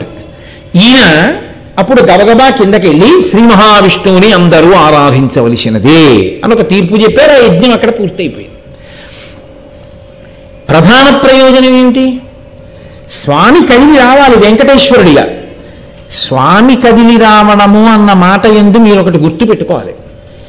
ఆయన మీకు అనుగ్రహించడము అంటే ఆయన గుండెలలో దయ కదలాలి. ముందు దయ అన్న భావన కదిలిందనుకోండి, మీకు ఉపకారము అన్న క్రియ తర్వాత కనపడుతుంది. ఇప్పుడు నాకు ఏదో ఒక ఉపకారం కావాలి, నేను మా అధికారి దగ్గరికి వెళ్ళి అయ్యా నాకు ఈ ఉపకారం చేసి పెట్టండి అని అడిగాను. ఇప్పుడు ఆయనకి నేను చెప్పిన పరిస్థితులను విని ఇతనికి ఉపకారం చెయ్యవలసిందే అని నా యందు దయ ముందు కలిగిందనుకోండి, నేను కోరుకున్న ఉపకార రూపంలో ఆయన సంతకం పెట్టో ఆర్డర్ ఇస్తారు కదండి. ముందు దయ గుండెల్లో కదలాలి. దయ గుండెలలో కదిలితే వెనక ఉపకారం అన్నది కనబడుతుంది. వెంకటేశ్వరుడు కదలాలంటే ముందు ఆయన దయ కదలాలి. ఆయన దయ కదిలితే తప్ప, ఆయన కారుణ్యము కదిలితే తప్ప ఆయన కదలడం ఉండదు. ఎప్పుడు భావన యందు ముందు కారుణ్యము కదులుతుంది. దయ కదిలితే ఉపకారం అన్నది మీకు ఒక రూపంగా పైకి కనపడుతుంది. ఎవరినో చూశారు, ఆయన మంచి కళ్ళ డాక్టర్ గారు, తన కారు కిందే పడిపోయింది ఎవరో ఒక అమ్మాయి. గబగబా దిగొచ్చి ఏమమ్మా అలా వచ్చామన్నారు. సార్ నాకు కళ్ళు లేవు సార్ అంది ఆవిడ. అంతే, ఆయనే కళ్ళ డాక్టర్ గారు, ఆయనకి దయ కలిగింది. ఇన్ని ఆపరేషన్లు చేశాను, పాపం ఇంత చక్కగా ఉంది ఈ పిల్లకి కళ్ళుంటే ఎంత బాగుండేదో అనిపించింది. కూర్చో కారులో తీసుకుపోయిన ఆపరేషన్ చేసేసాడు. కళ్ళు వచ్చేసి, కళ్ళొచ్చేయడం ఆయన దయకి ఫలం. అసలు ముందు ఆయన దయ కదలాలి కదండి, గుండెల్లో ఆయన దయ కదలాలి. గుండెలలో ఉన్న దయ కదలడం అమ్మవారు కదలాలి. ఆవిడే కదా దయాస్వరూపిణి. ఆవిడ ముందు కదిలితే తప్ప లోకానికి ఒక పాఠము రాదు, వెంకటేశ్వర అవతారము. కాబట్టి ఆవిడ ఒక చిత్రమైన ప్రతిపాదన చేసింది. భృగువు వెళ్ళిపోగానే ఆవిడంది, స్వామి నేను నిన్ను ఎప్పుడు ఆలింగనం చేసుకుంటూ ఉంటాను. నేను ఆలింగనం చేసుకునేటటువంటి స్థలం నీ వక్షస్థలం. నీ వక్షస్థలం నా వక్షస్థలంతో రాపాడబడితే దాన్ని ఆలింగన సుఖము అంటారు. పుత్రగాత్ర పరిష్వంగము కన్నా సుఖము ప్రపంచమునందు లేదు అని. కొడుకుని కౌగిలించుకోవడం అంటే కొడుకు యొక్క గుండె, కొడుకు యొక్క వక్షస్థలం తండ్రి యొక్క వక్షస్థలానికి పూర్తిగా తగిలేటట్టుగా ఒకరినొకరు కౌగిలించుకోవడం. అలా కౌగిలించుకుంటే ఒక గొప్ప సంతోషం ఉత్పన్నమవుతుంది. ఒక కొడుకుని తండ్రి కౌగిలించుకున్నట్టు నేను నిన్ను ఆలింగనం చేసుకుంటుంటాను భర్తవి కనుక. నేను నిన్ను ఆలింగనం చేసుకోవడము అనేటటువంటి నా తృప్తి స్థానము నీ గుండె. నా తృప్తి స్థానమును నీతో సమానుడు కానివాడు, నీకు కొడుకు సదృశుడు, ఒక ఋషి, ఒక మనుష్యుడు తన్నాడు. ఇది అపచారం. తండ్రిని కొడుకు తన్నకూడదు, తన్నాడు, నువ్వు సహించావు, పైగా కాళ్ళు కడిగావు. ఏ నా ఆలింగన స్థానము అవమానింపబడిందో దాన్ని నేను హర్షించలేను.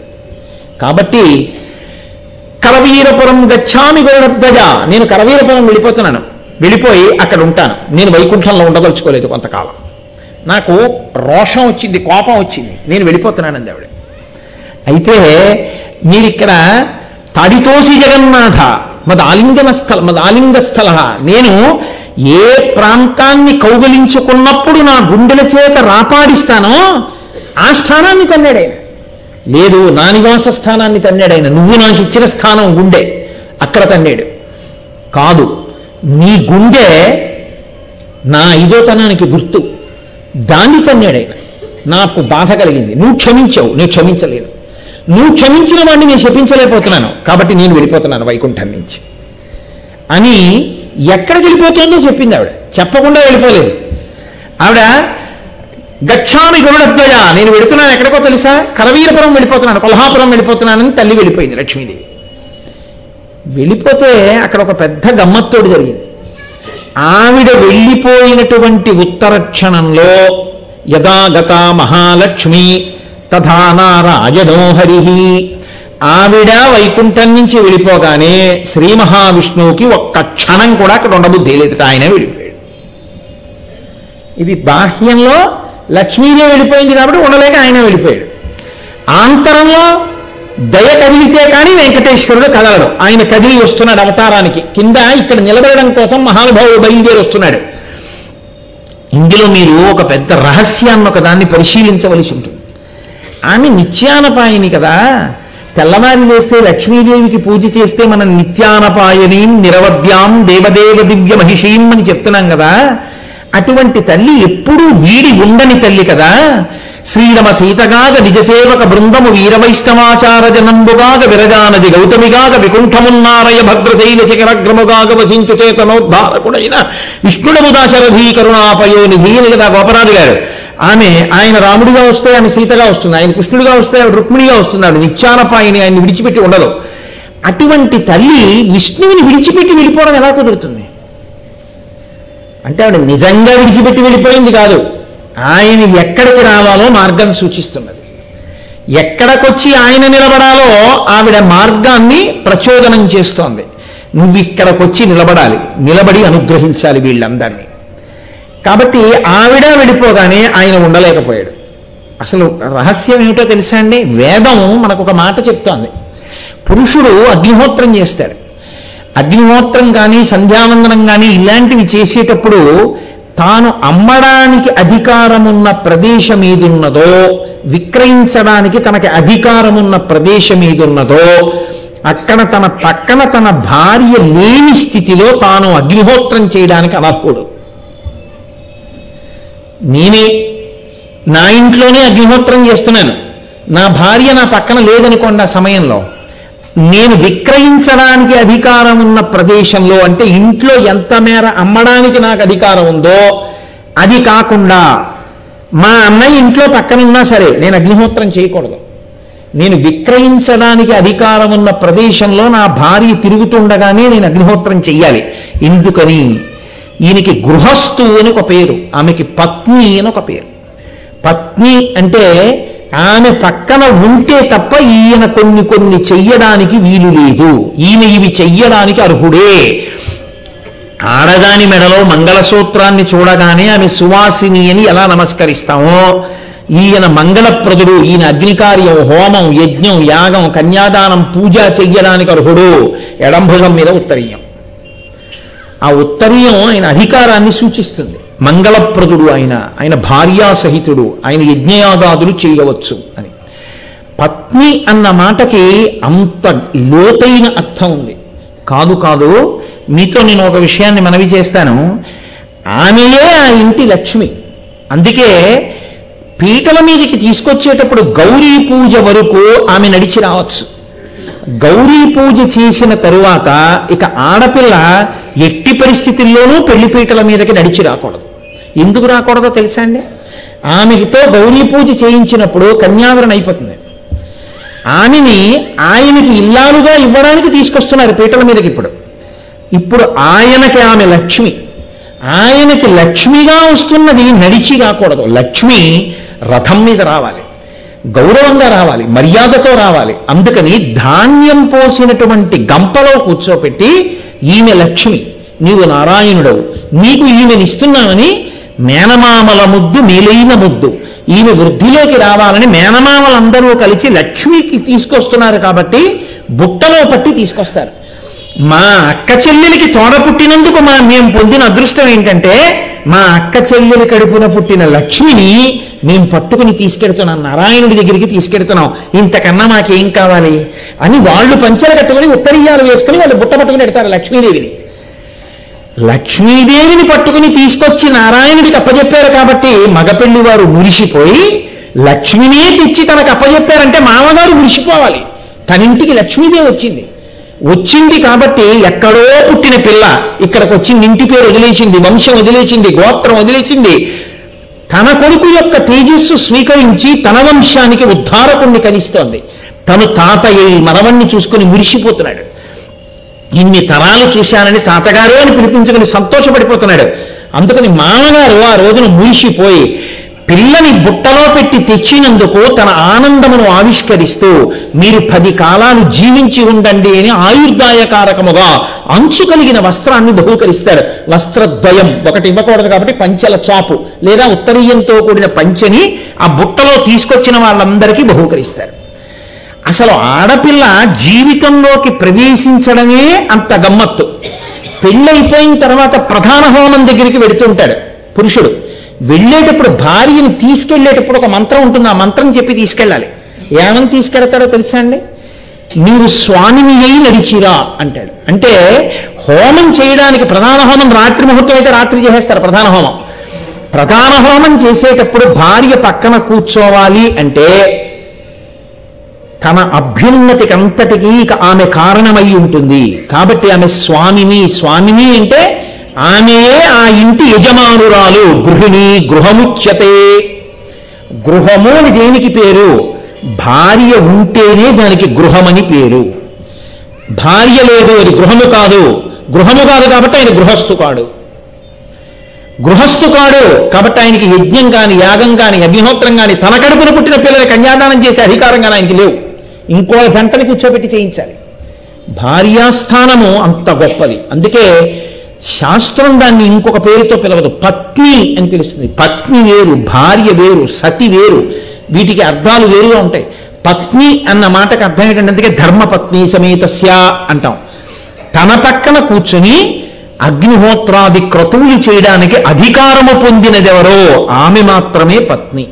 ఏ సత్రవుకో వెళ్ళి తిన్నవాడు, సత్రవుకో వెళ్ళి నిద్రపోయిన వాడిది ఎంతటి దయనీయమైన స్థితో వాళ్ళు గంట కొడితే వెళ్ళి తినాలి తప్ప తాను వెళ్ళి ఏమండోయ్ పెట్టేయండి ఇంకా అంటే కాసేపు కూర్చొని గంట కొడతారంటారు.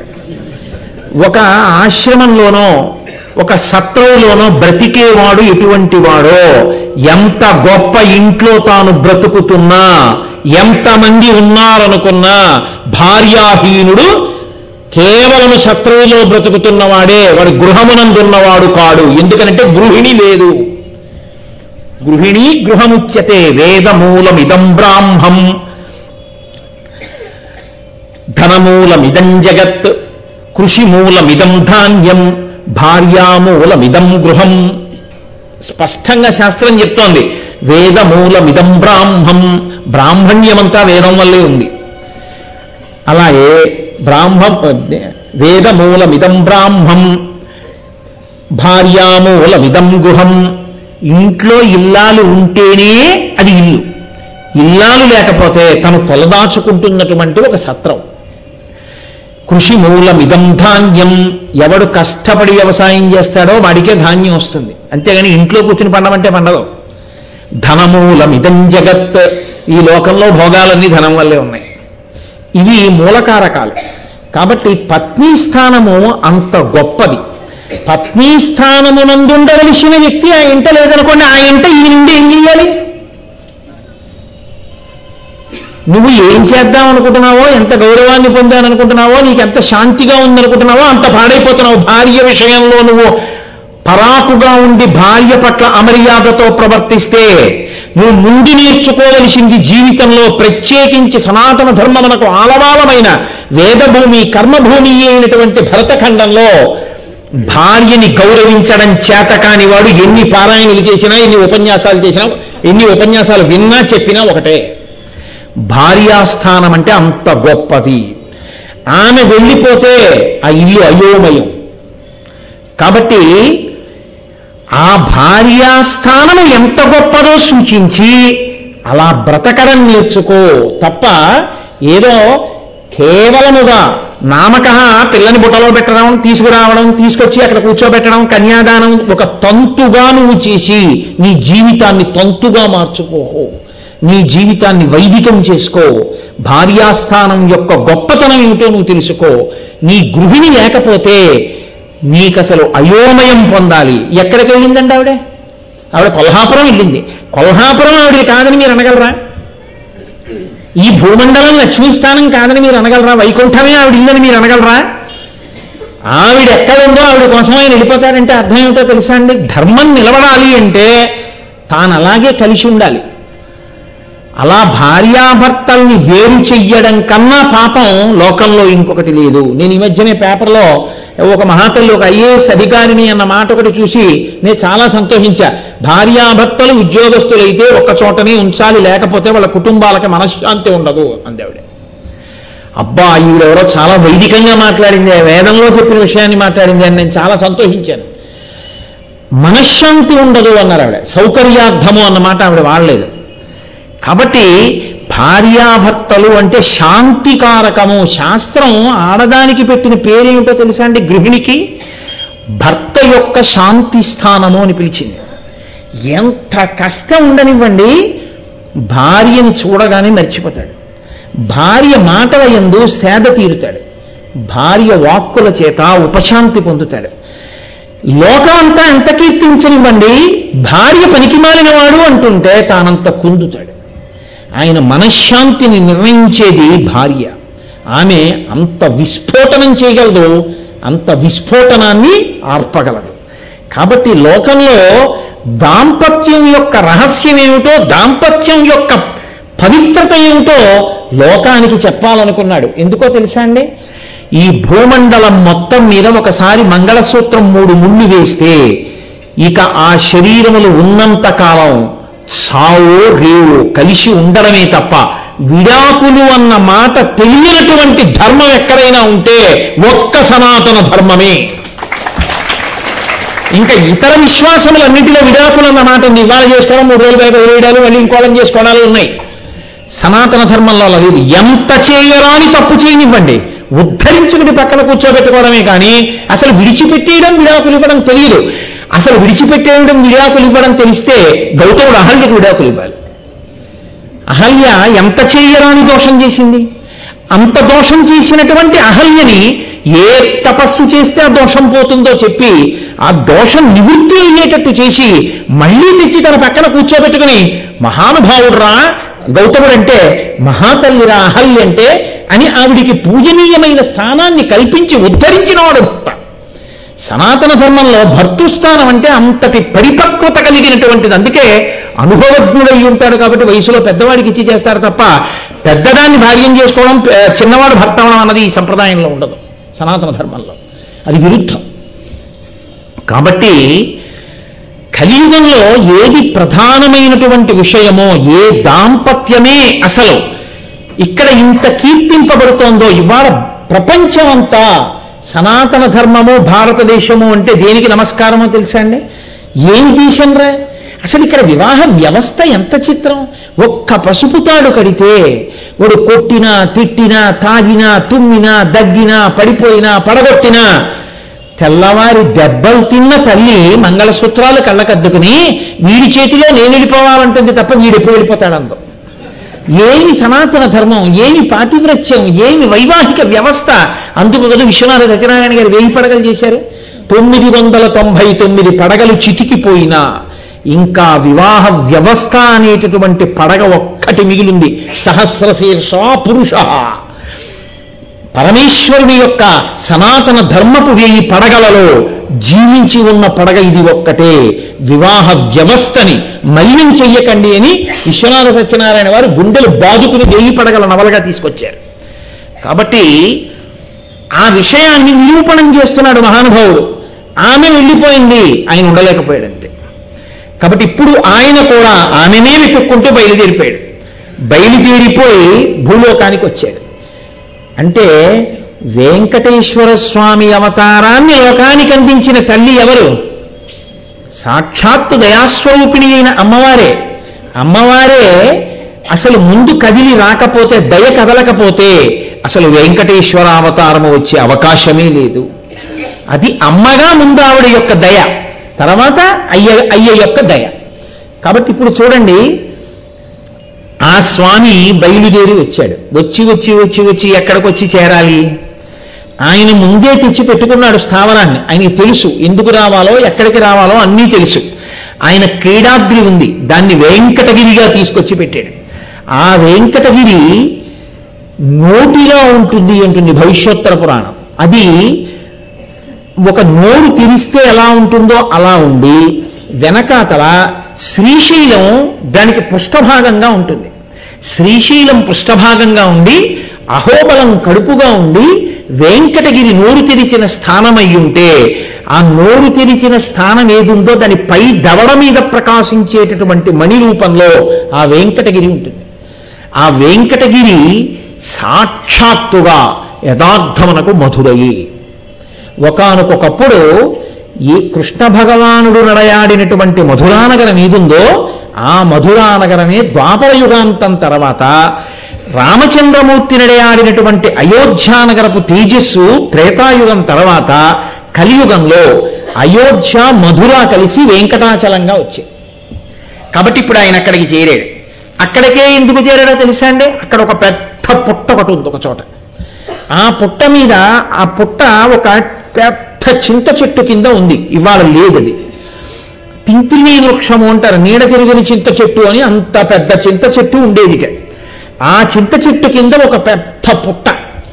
ఆ పుట్టలో శ్రీనివాసుడు వెంకటేశ్వరుడు అందులోకి ప్రవేశించాడు. ఆయనకి ఎవరు పెట్టారు వెంకటేశ్వరుడిని పేరు? ఎవ్వరూ పెట్టలేదు. ఆయన వచ్చింది ఎందుకు?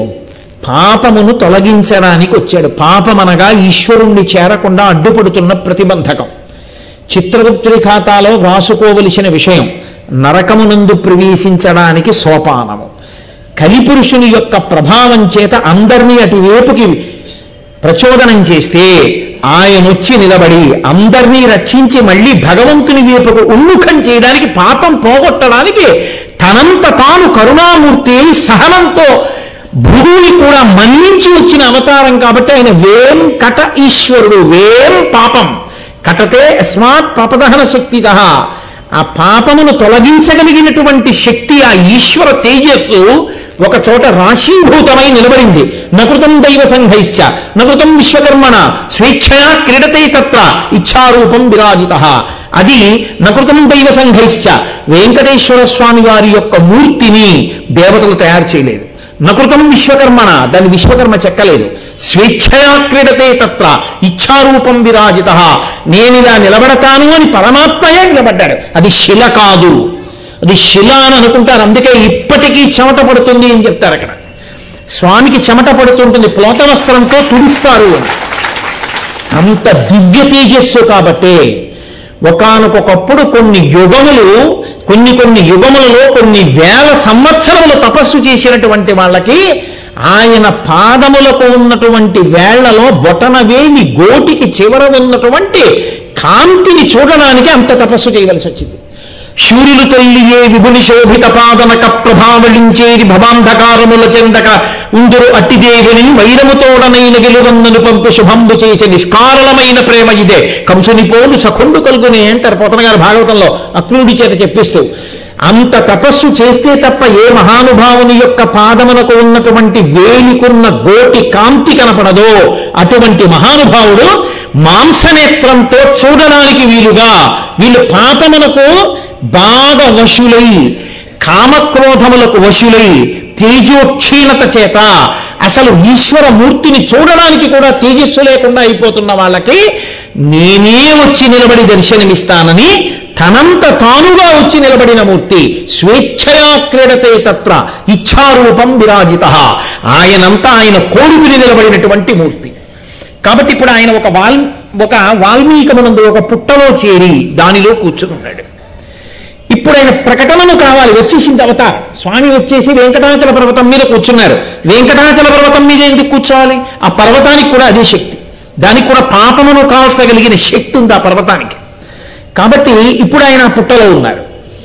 ఇప్పుడు ఈ అవతారము ప్రకటనము కావాలి, పైకి తెలియాలి, లోకమునకు తెలియాలి. లక్ష్మీదేవికి తెలుసు ఆయన వచ్చారని, బ్రహ్మగారికి తెలుసు ఆయన వచ్చారని, శివుడికి తెలుసు ఆయన వచ్చారని, ఇతరులకు తెలియదు ఆయన వచ్చారని. ఇప్పుడు ఆ వాల్మీకమునందున్నవాడు పైకి రావాలి, పైకొచ్చేటట్టు చెయ్యాలి. పైకొచ్చేటట్టు చెయ్యాలంటే ఏది చేస్తే ఆయన పైకొస్తాడో, ఎవరిని చూస్తే పైకొస్తాడో వాళ్ళగా రావాలి. కాబట్టి ఏం జరిగిందో తెలుసా అండి? బ్రహ్మాధేను శివో వత్సో గోపాలీ కమలాలయ. లక్ష్మీదేవియే గోపకాంతగా మారింది, బ్రహ్మగారు ఆవుగా మారారు, శివుడు దూడగా మారాడు. ఈ ఆవు దూడని తీసుకుని చోళరాజు దగ్గరికి వచ్చి లక్ష్మీదేవి గోపకాంతగా ఆ ఆవుని దూడని అమ్మింది రాజుగారికి.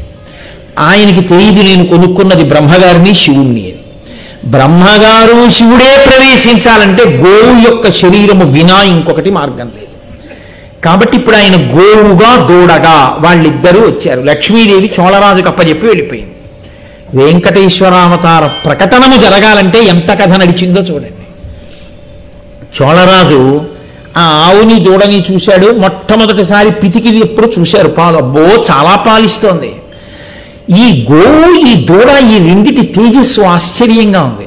నా కొడుక్కి పాలు పడతానంది రాణి అని. ఆవిడంది ఈ ఆవుని దూడని చాలా జాగ్రత్తగా రక్షించు అని. వాళ్ళిద్దరు ఎందుకు వచ్చారు? వెంకటేశ్వరావతార ప్రకటనం చేయించడానికి వచ్చారు. కాబట్టి ఇప్పుడు వాళ్ళిద్దరూ బయలుదేరి ఈ వాల్మీకము వెంకటాచలం ఎక్కడుందో అక్కడ వెతుక్కుంటూ తిరుగుతున్నారు ఆవు దూడ. ఆఖరికి బ్రహ్మగారికి కనపడింది ఆ పుట్ట. ఆయనకి తెలియదండి, నేను మీతో మనవి చేసింది అదే, ఒక బ్రహ్మమే మూడుగా ఉంటుందని. కాబట్టి ఆయన పుట్ట దగ్గరికి వెళ్ళి అందులోనే ఉన్నటువంటి తన తండ్రి విష్ణువుకి క్షీరధారల చేత అభిషేకం చేశాడు. ఆయన ఆ పుట్టలోనే కూర్చుని ఆ ఆవు యొక్క పాలు స్వీకరిస్తున్నాడు. వాల్మీకస్తం హరిం జ్ఞాత్వా తుతోష మనసా విధి. విధి అంటే బ్రహ్మగారు. వాల్మీకస్తం హరిం జ్ఞాత్వా, ఆ పుట్టలో ఉన్నటువంటి శ్రీమన్నారాయణుణ్ణి తెలుసుకున్నవాడై ఎంతో సంతోషాన్ని పొందాడు. అంత సంతోషం పొందినటువంటి బ్రహ్మగారు ఆవు రూపంలో ఉన్నారు కాబట్టి ఆ శిరములు పితుకులలోంచి పాలధారలు పడ్డాయి. ఆ పడినటువంటి పాలధారల చేత వెంకటేశ్వరుడు అభిషిక్తుడయ్యాడు. అభిషిక్తుడై ఆ పాలన ఆయన తాగుతున్నాడు. ఈ ఆవు అక్కడ వరకు ఆయన ఒక్కడు సేవిస్తే చాలదు కదండి, ఈ అవతారం పైకి రావాలి, ఒక కారణం కలగాలి. ఆయన తగిన సమయం వస్తే కానీ ఆయన పైకి రాడు, ఆ సమయం ఏర్పడాలి, దానికి ఒక కారణం కలగాలి. ఇప్పుడు లోకానికి మొట్టమొదట ఆయన కనపడాలి. మొదట ఎవరు చూస్తాడు అన్నదే ఆశ్చర్యం ఈ లోకంలో. ఎవరికి కనపడతాడు ఆయన అన్నది. కాబట్టి ఆవు దూడ రోజు ఇంటికి వెళ్ళిపోతున్నాయి. ఇక్కడికి వచ్చి పుట్టవ పాలు పోసేస్తోంది, ఇంటికి వెళ్ళి పాలు ఇవ్వడం మానేస్తాం. రాణిగారికి కోపం వచ్చి ఆ గోపాల బాలుణ్ణి పిలిచి ఒక కొరడా తీసుకుని ఆయన్ని వీపు మీద పెద్ద పెద్ద దెబ్బలు కొట్టించి శిక్ష వేసింది. ఈ ఆవు పాలు ఇవ్వట్లేదు, నువ్వు పిండుకు తాగేస్తున్నావు, లేకపోతే పాలు ఎందుకు ఇవ్వదు? మొదటిచ్చిన ఆవు ఇప్పుడు పాలు ఎందుకు ఇవ్వట్లేదు? నువ్వు పిండుకు తాగుతున్నావు, లేదా దీని పాలు దూడ తాగేస్తుండాలి, ఏది జరిగినా నువ్వే కారణం అని చిన్న తప్పుకి చాలా పెద్ద శిక్ష వేసింది. రాణి వేయడం ఒకటి, రాజు వేయడం ఒకటి కాదు. ఇప్పుడు ఆ గోపాల బాలుడికి ఎక్కడలేని బాధ కలిగింది. అరే రే, ఈ ఆవు రావడం కాదు కానీ ఇన్ని దెబ్బలు తిన్నాను, ఇన్నాళ్ళ నుంచి కొలువు చేస్తున్నాను, ఎప్పుడూ రాణిగారితో మాట అనిపించుకోలేదు, అటువంటి వాణ్ణి ఇంత మాట పడ్డాను, ఈ ఆవు ఏం చేస్తోందో నేను చూడాలనుకున్నాడు. ఆయన బాగా దాని వెనక ఉండి చూస్తున్నాడు. దాని వెనక ఉండి చూస్తున్న వాణ్ణి చూడలేని వాడా బ్రహ్మగారు? ఆయన చూస్తున్నాడు, నా వెనకాలే ఉన్నాడు గోపాల బాలుడు. ఆయనకి కావలసింది తన వెనక గోపాల బాలుడు వస్తున్నాడా ఇంకోటే కాదు, ఆయనకి కావలసింది వెంకటేశ్వరావతార ప్రకటనము జరగాలి. కాబట్టి ఆయన ఏం చేశాడు? సమంతా క్షీరధారయ, ఆ పుట్ట మీదకెళ్ళి శిరమలలోంచి పాలధార విడిచిపెట్టేస్తున్నాడు. ఉత్తర క్షణంలో ఈ చూసినటువంటి ఆ గొల్లపిల్లవాడికి ఎక్కడ లేని కోపం వచ్చింది. ఓరి ఓరి, ఈ ఆవు పుట్టలోకి వెళ్ళి పాలు పోసేస్తుంది, ఇలాంటి ఆవుని ఎక్కడైనా చూసామా లోకంలో? వాడి బాధ ఏమిటో తెలుసా అండి? ఇప్పుడు నేను వెళ్ళి ఈ మాట రాణిగారికి చెప్తే ఆవిడ ఏమంటుందంటే, ఒరే నీకు నేనే దొరికానా ఈ అబద్ధాలు, ఆవు పుట్టలో పాలు వచ్చిందా అని మళ్ళీ కొడుతుంది.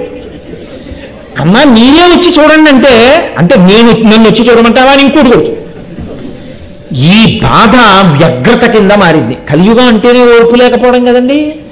ఆ కోపము యుక్తాయుక్త విచక్షణని చంపేస్తుంది. ఏ గోవులను రక్షించవలసిన వాడో ఆ గోపాల బాలుడు ఆ గోపాల బాలుడు దగ్గర ఉన్నటువంటి గొడ్డల్ని తీసి గిరగిరా తిప్పి ఆవు మీదకి విసిరేశాడు. కుఠారేణీతి తీక్ష్ణే నా తాడితో వెంకటేశ్వర.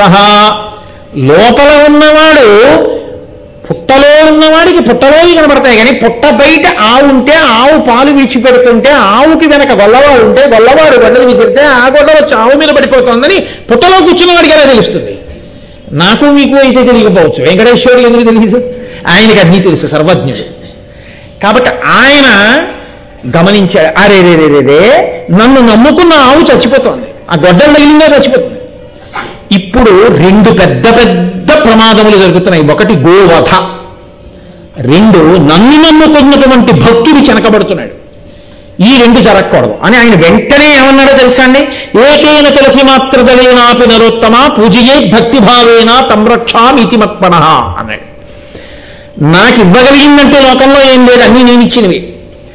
పరమభక్తితో నా పాదముల మీద తులసి దళాన్ని ఎవరు సమర్పిస్తారో వాళ్ళ వెంట నేను ఉంటాను, వాళ్ళని పొదిలి పట్టుకుంటాను. అటువంటిది నా కోసం పాలే విడిచిపెట్టినటువంటి నా కింకరుడైన ఈ బ్రహ్మగారిని నేను కాపాడద్దు. పైగా గోవు మరణించడమా? గోవు చనిపోకూడదు. గోవు చనిపోకూడదంటే తనంత తాను శరీరాన్ని విడిచిపెట్టచ్చు తప్ప గోవుని చంపకూడదు. గోవుని చంపడం కన్నా మహాపాతకం లోకంలో ఇంకోట్లేదు. ఎందుచేత అంటే ఒక్కటే కారణం, బ్రహ్మగారి సృష్టి ఇవన్నీ. బ్రహ్మగారి సృష్టిలోని ప్రాణి కాదు గోవు. ఒకానొకప్పుడు ద్వాదశాదిత్యులు, వాయువు, అగ్నిహోత్రుడు ముగ్గురు బ్రహ్మగారు ఒక హోమం చేస్తుంటే చూశారు. ఆయన హోమం చేసి జీవాత్మని సృష్టించాడు. అరే ఈయన జీవాత్మని సృష్టించాడు కాబట్టి మనం కూడా ఒక ఉత్కృష్ట ప్రాణిని సృష్టించగలమని వాళ్ళు ముగ్గురు కూర్చుని హోమం చేశారు. వాళ్ళు ముగ్గురు కూర్చుని హోమం చేస్తే ఆ హోమగుండంలోంచి బయటికి వచ్చింది ఆవు. కాబట్టి అది బ్రహ్మగారి సృష్టిలోనిది కాదు. ఆ ఆవుకి ప్రాయశ్చిత్తం చేసుకోవాలి అంటే ఏ పదార్థములను ఇవ్వాలో అది ఇవ్వగలిగినటువంటి స్థితి ఉన్న ప్రాణి అదొక్కటే. ఎందుకంటే పంచగవ్యములు ఉంటాయి, పంచగవ్య ప్రాసన అంటారు. ఆవు యొక్క మలము, ఆవు యొక్క మూత్రము, పాలు, పెరుగు, నెయ్యి, ఈ 5 పంచగవ్యాలు. ఏ దోషం చేసినా ప్రాయశ్చిత్తం అంటే ఈ పంచగవ్యాలు వాడాలి. ఏ హోమం చేసినా, యజ్ఞం చేసినా, యాగం చేసినా, లోకానికి శాంతి కలగాలన్నా, కోరికలు తీరాలన్నా, ఏది చెయ్యాలన్నా ఈ పంచగవ్యాలు వాడాలి. అసలు నిజానికి రేపు వెంకటేశ్వర స్వామి వారిని అక్కడ వాయు ప్రతిష్ఠ చెయ్యాలన్నా కింద గోమయంతో అలకాలి. ఓసారి కొద్దిగా గోవు యొక్క ఆ గోమయం కలిపిన నీళ్లు అక్కడ చిలకరించకుండా స్వామిని తీసుకొచ్చి పెట్టకూడదు. భూశుద్ధి జరగాలి అంటే ఒక్క గోమూత్రం చేత, గోపురీషం చేత మాత్రమే జరుగుతుంది. దాని మూత్రపురీషములు అంత గొప్పవి. 84 లక్షల జీవరాశుల్లో మలమూత్రములు దుర్గంధ భూయిష్టములై మంగళ కార్యమునకు పనికిరానివై ఉంటాయి. ఒక్క ఆవు అనబడేటటువంటి ప్రాణి యొక్క మలమూత్రములు మాత్రం సుగంధభరితములై మంగళ కార్యములకు వాడబడతాయి. కాదు కదా, క్రిమి సంహారకములై ఉంటాయి. అందుకే ఇంటి ముందు ఆవు పేడతో అలుపుతారు. ఏవైనా మంగళకార్యం చేయవలసి వచ్చినా, హోమం చేసినా, యజ్ఞం చేసినా అక్కడ ఆవు పేడతోనే అలుపుతారు. ఆవు పేడ వెంటనే అంత శుద్ధిని చేస్తుంది. అసలు ఆ పాలు, ఆ పెరుగు, ఆ నెయ్యి లేకపోతే ఏ కార్యం జరగదు. ఎంత వేదం జరుగుతున్న బ్రాహ్మణుడున్నా ఇవి లేనప్పుడు ఆయన ఏం చేస్తాడు? అందుకే గో బ్రాహ్మణేభ్య శుభమస్తు నిత్యం లోకా సమస్తా సుఖినో భవంతు. గోవు ఉంటే పంచగవ్యాలు వస్తాయి. పంచగవ్యాలతో మీకు హోమం చేయించగలిగిన వేదం చదువుకున్న బ్రాహ్మణుడు ఉంటే లోకమనకంతటికి శాంతి ఉంటుంది. అందుకని ముందు గోబ్రాహ్మణులకు శుభము కలుగుగాక అంది శాంతి మంత్రం. బ్రాహ్మణుడి కన్నా ముందు గోవుని చెప్పింది. అంత గొప్పది గోవు. మీరు లోకంలో ఒక వస్త్రద్వయం ఎవరికన్నా ఇస్తే వాళ్ళు పుచ్చుకుంటే మీరు ఒక వస్త్రద్వయాన్ని ఇచ్చారు అని మీ ఖాతాలో వేస్తారు. మీరు ఒక గోవుని దానం చేస్తే 1000 గోవులను దానం చేసిన ఫలితం మీ ఖాతాలో వేస్తారు. 1000 గోవులను పుచ్చుకున్న ఫలితం ఆయన ఖాతాలో వేస్తారు, పుచ్చుకున్న ఆయనకి. కాబట్టి ఆయన ఏం చేయాలో తెలుసా అండి? ఇతర దానములకు లేదు. గోదానం పుచ్చుకుంటే మాత్రం వెంటనే ఎక్కడికైనా పక్కకి వెళ్ళి కూర్చుని దానికి ఒక ప్రత్యేకమైన మంత్రం ఉంది. ఆ మంత్రాన్ని జపం చేసుకోవాలి. నేను ఒక్క గోవుని పుచ్చుకున్న ఫలితమే నా ఖాతాలో పడుగాక లేకపోతే ఆయన 1000 గోవులు పుచ్చుకున్న ఫలితం పడిపోతుంది. ఆయన మంత్రజపం చేస్తే ఆయన ఒక గోవు పుచ్చుకున్నట్టు అవుతుంది, కానీ ఇచ్చిన ఆయన మాత్రం 1000 గోవులు ఇచ్చినట్టే వేసేస్తారు ఖాతాలో. అంత గొప్ప శక్తి కలిగినటువంటి ప్రాణి లోకంలో గోవు ఒక్కటే. కాదు నేను మీకు ఒక మాట మనవి చేస్తాను. అధికారము అని ఒక మాట ఉంటుంది. అందరూ అన్ని కార్యాలు చెయ్యలేరు. అధికారాన్ని బట్టి కొంతమంది కొన్ని కార్యాలు మాత్రమే చేయగలుగుతారు. కానీ సర్వోత్కృష్టమైనటువంటి ఈశ్వరార్చనగా సాక్షాత్ ఈశ్వరుణ్ణి ముట్టుకుని మీకు పూజ చెయ్యాలని ఉంది. కంచి కామాక్షి అమ్మవారి యొక్క చేతి మీద గంధం రాయాలని ఉంది. మీరు రాయగలరా? కామాక్షి దేవాలయంలోకి వెళ్ళి వెంకటాచలంలో వెంకటేశ్వర స్వామి వారి అంతరాలయంలోకి ప్రవేశించి ఆయన మెడలో ఒక తులసిమాల వెయ్యాలని ఉంది. మీరు వెయ్యగలరా? మిమ్మల్ని అనుమతిస్తారా? లేకపోతే సప్తర్షి పూజలో కాశీలో ప్రదోష వేళ దాటిన తర్వాత మీరే కూర్చుని విశ్వనాథలింగానికి చెయ్యాలనుంది. మిమ్మల్ని అనుమతిస్తారా? మీకు ఈ కోర్కెలు తీరాలి అంటే అందరికీ కలిపి అధికారం ఇచ్చేస్తూ ఈశ్వరుడి చేత సృజింపబడిన ప్రాణి గోవు. గోవు డెక్కల దగ్గర మీరు కొంచెం ఇలా పసుపు రాశారనుకోండి, అది సాక్షాత్ జగదంబ పాదముల కట్టుతుంది ఆ పసుపు. గోవుకింత పచ్చిగడ్డి మీరు తీసుకెళ్లి పెడితే పచ్చిగడ్డి అది తిందనుకోండి, వెంటనే ఏ ఫలితం వేస్తానని చెప్తుందో తెలుసా అండి వేదం? ఇది నా సొంతంగా చెప్తున్నాను అనుకుంటున్నారేమో, నేను వేదమంత్రముల యొక్క వ్యాఖ్యానాన్ని మీకు చెప్తున్నాను. 1 సంవత్సరం పాటు ప్రతిరోజు 100 యజ్ఞములు చేసిన వాడికి ఏ ఫలితం ఉంటుందో, గోవుకి ప్రదక్షిణం చేసి గోవుకి పచ్చిగడ్డి పెట్టినటువంటి వాడికి అంత ఫలితం వేస్తారు. పితృదేవతలు తరించాలంటే అత్యంత సులభ మార్గం ఏమిటో తెలుసా అండి? గోశాలలో గరుకురాయి వేయడమే. గరుకురాయిని వేస్తారు, కొంచెం గరుగ్గా ఉంటుంది ఆ రాయి. ఆవుకి దురద ఉంటుంది, అది తోకతోటే గోక్కోవాలి. కానీ ఆ తోకతో గోక్కుందా అంటే తోక చేతిగా అంతటిని గోకలేదు. ప్రత్యేకించి దాన్ని గంగడోలు గోక్కోవాలంటే దానికి చాలా కష్టం.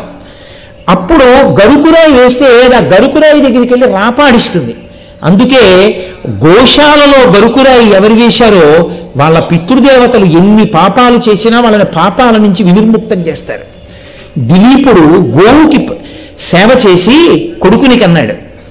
అక్రూరుడు పుట్టడానికి కారణం అక్రూరుడి తాతగారు ప్రతిరోజు గోదానం చెయ్యబట్టి గాంధిని శ్వఫల్కుడు వాళ్ళిద్దరికీ అక్రూరుడు పుట్టాడు. గోవు యొక్క మహాత్యం అంతా ఇంత కాదు. గోవు ఇంత గొప్పదైతే మళ్ళీ గోవులలో గొప్పతనాన్ని ఇంకా పెంచడానికి పరమేశ్వరుడు తను ఒక్కసారి చూస్తే కొన్ని గోవులు ఎరుపు రంగు పొందాయి, అవి కపిల గోవులయ్యాయి. కపిల గోవులలో మరింత శ్రేష్టం. కాబట్టి ఆ గోవు ఎక్కడ తిరుగుతుందో అసలు లోకంలో గృహస్థు ఏమని ప్రార్థన చేయాలో తెలుసా అండి? ఎప్పుడూ గోవులు మా ఇంటి ముందు తిరుగుగాక, నేను ప్రతిరోజు గోవుకి నమస్కరించగలిగిన అవకాశమును పొందుదునుగాక అని నమస్కరించాలి. గోవే పరదేవత.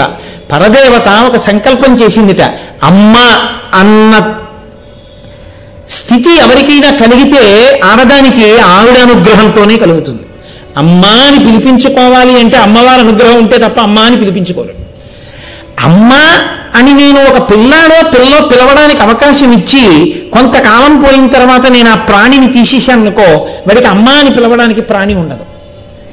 అప్పుడు వాడు అమ్మ అని పిలవడానికి నాకు అయ్యో ఎవరు లేరే అని వాడు బాధపడి ఏడుస్తాడు. అలా ఏడవకుండా ఉండాలి అంటే నేనే ఈ భూమాతగా ఉంటాను, గోమాతగా ఉంటాను, జగన్మాతగా ఉంటానని ఆమె తనని తాను 3గా మార్చుకుంది. అందులో భూమాత తనంత తాను మీ దగ్గరికి వచ్చేది కాదు. అంటే మీకు ఆ ఉపాసనతో చూడాలి తప్ప మీకు ఒక రూపంతో కదిలి రావడం కనపడదు. జగన్మాత అలా కదిలి రావడం మీకు చాలా కష్టం. అలా కదలడం ఆ ఉపాసన ఉన్న వాళ్ళకి తప్ప ఇతరులకు అలా సాధ్యం కాదు. మీ ఇంటి ముందు మీ దగ్గరికి వచ్చి మీరు పెట్టింది తిని మీరు చేసిన ఉపచారం పుచ్చుకునేటటువంటి పరదేవతా స్వరూపం లోకంలో గోవు ఒక్కటే.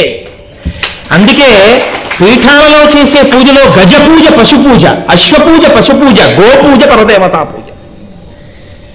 అంత గొప్పదైన గోమాత విశ్వనాథ సత్యనారాయణ గారు ఒక చోట అంటారు, సాధు గోమాత భరత భూ శ్వాసకోశ మరియు నద్దాని బంధింప నుడికిపోదే వటదలంబున కనుమూయువాని కడుపు అంటారు. ఎంత గొప్ప మాట. శివార్పణము అని ఆయన ఒక గొప్ప గ్రంథం చేశారు. అందులో అంటారు, అది సాధుగోమాత భరత భూ శ్వాసకోశ. ఆవిడ ఆ సాధుగోమాత భరత భూ శ్వాసకోశ, భరత భూమి యొక్క శ్వాసకోశ ఊపిరితిత్తు. ఊపిరితిత్తుని మూసేశారనుకోండి పట్టేశారనుకోండి, ముక్కు మూసేశారనుకోండి, ఎలా గింజుకుంటాడో భారతదేశంలో గోవుని పట్టి బంధించి వధించడం అంతే అన్నారు విశ్వనాథ సత్యనారాయణ గారు. భరతభూ శ్వాసకోశ మరియు నా దాని బంధింప నుడికిపోదే. కడుపు ఉడికిపోతుంది, కడుపు మండిపోయిందండి నాకు అంటారు. ఎవరి కడుపు మండిపోతుందో తెలుసా అండి? వటదలంబున కనుమూయువాని కడుపు. వటదలంబున కనుమూయువాడు వటపత్రశాయి. వటపత్రశాయి కృష్ణ భగవానుడు. కృష్ణ భగవానుడు కడుపు రగిలిపోతుందిరా ఆవు జోలికెడితే అన్నారు. అంత గొప్ప గోవు, ఆ గోవు మీద గొడ్డలు పడిపోతుంటే నేను పుట్టలో కూర్చుంటే ఇంకా నేను అవతారంగా రావడం ఎందుకు కలియుగంలో? ఒకవేళ ఆ ఆవు మీదకి గొల్లవాడు విసిరీసిన గొడ్డలి నాకే తగిలి దాని వలన నా తల తెగి పడిపోయినా సరే, గోవు కోసం నా తల తెగిపోయినా పర్వాలేదని అకస్మాత్తుగా పుట్టలోంచి పైకి వచ్చేసాడంతే వెంకటేశ్వరుడు. వచ్చేయగానే ఆ గొడ్డలి వెళ్ళి ఆయన తలకి తగిలింది. తలకి తగలగానే కుఠారాణతి తీక్షణేన తాడితో వెంకటేశ్వర సప్తతాళ ప్రమాణేన రక్త స్ఫూర్తిరభూస్తథ. ఆయన దివ్యమైనటువంటి తలలోంచి 7 తాడి చెట్లంతెత్తు రక్తధార పైకి లేచింది. ఈ లోకంలో వెంకటేశ్వరావతారాన్ని మొట్టమొదట చూసినటువంటి వాడు ఒక్క గొల్లవాడు. అందుకే ఇప్పటికీ సుప్రభాతం చదవగానే మొట్టమొదటి దర్శనం గొల్లే చేస్తాడు. సన్నిధి గొల్ల అని అప్పుడు ఏ గొల్లవాడు చూశాడో ఆయన వంశీకులే ఇప్పటికీ వెంకటేశ్వర స్వామి వారి యొక్క సుప్రభాత దర్శనం చేస్తే ఆయనకి వెన్నపూస తాంబూలం బహూకరించి తర్వాత తెరతీసి మిగిలిన వాళ్ళకి సుప్రభాత దర్శనం ఇస్తారు. కాబట్టి ఒక గొల్లవానికి దర్శనమిచ్చాడు, కానీ ఆయన పరమేశ్వరుడు యొక్క ఆ స్వరూపాన్ని చూసి తట్టుకోలేక ఉద్విగ్నుడై ప్రాణం విడిచిపెట్టేశాడు. ఈ బ్రహ్మగారు ఆవు రూపంలో ఉన్నాడు కదండి, ఆయన గబగబా పరిగెత్తుకుంటూ ఆ చోళరాజు ఇంటికి వెళ్ళి పెద్ద ధ్వని చేసి అంబారావం చేశాడు. రాజు అరే ఆవుకి ఏ ఆపద కలిగింది ఇలా అరుస్తోందని, పూర్వం న్యాయఘంట అని ఉండేది. ఎవరు ఆపద కలిగినా గంట మోగిస్తే రాజుగారు బయటకు వచ్చేవారు. అంత గొప్పగా ఉండేది న్యాయ వ్యవస్థ ఒకప్పుడు. కాబట్టి గబగబా బయటకు వచ్చాడు రాజు. ఆవు ఏం చెప్తోందో ఆయనకు అర్థం కాలేదు. ఆవు వెంట బయలుదేరండి అన్నాడు. ఆవు వెంట బయలుదేరారు. ఆవు వెంట బయలుదేరి గబగబా వచ్చారు. అది వెంకటగిరి పర్వతం మీదకి వెళ్ళింది. ఆ వెంకటాచలానికి వెళ్ళి చూస్తే అక్కడ ఒక పెద్ద పుట్ట, పుట్ట నిండా నెత్తుటి ధారలు, అదంతా ఏరు కింద రక్తం ప్రవహిస్తోంది. గొల్లవాడు చచ్చిపోయి ఉన్నాడు, ఓ గొడ్డలి నెత్తుట్లో పడుంది. ఆయనకి ఏం అర్థం కాలేదు చోళరాజుకి. అరే ఏమిటిదంతా, ఎందుకు ఇలా పడుంది? ఈ వెంకటాచల పర్వతం ఇంత గొప్పది కదా, ఇన్ని సెలయేళ్లతో ఉంది, ఇక్కడ ఇలా ఎందుకు జరిగిందని ఆయన తెల్లబోతున్నాడు. ఒక్కసారి వెంకటేశ్వర స్వామి వారు మళ్ళీ పుట్టలోంచి ప్రకటనమయ్యారు. అయి పిశాచో భవదుర్బుద్ధే మద్దుఃఖాదనకర్మణ శుక్రవారేతు ఛాయాగ్నే కిరీటం ధారయామ్యహం కిరీటధారణే కాలే నేత్రే మే జలపూరితే అన్నారు.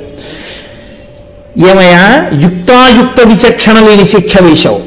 ఒక ఆవు పాలివ్వకపోతే అంత దెబ్బ కొడతావా? చర్మంతో తయారు చేయబడినటువంటి ఆయుధాన్ని చేత్తో పట్టుకుని నీ భార్య కొట్టింది. దానివల్ల వాడు ఉద్ధతి పొంది గొడ్డలి ఆవు మీదకి విసిరాడు. గోవుని రక్షించే ప్రయత్నంలో నేను దెబ్బతిన్నాను.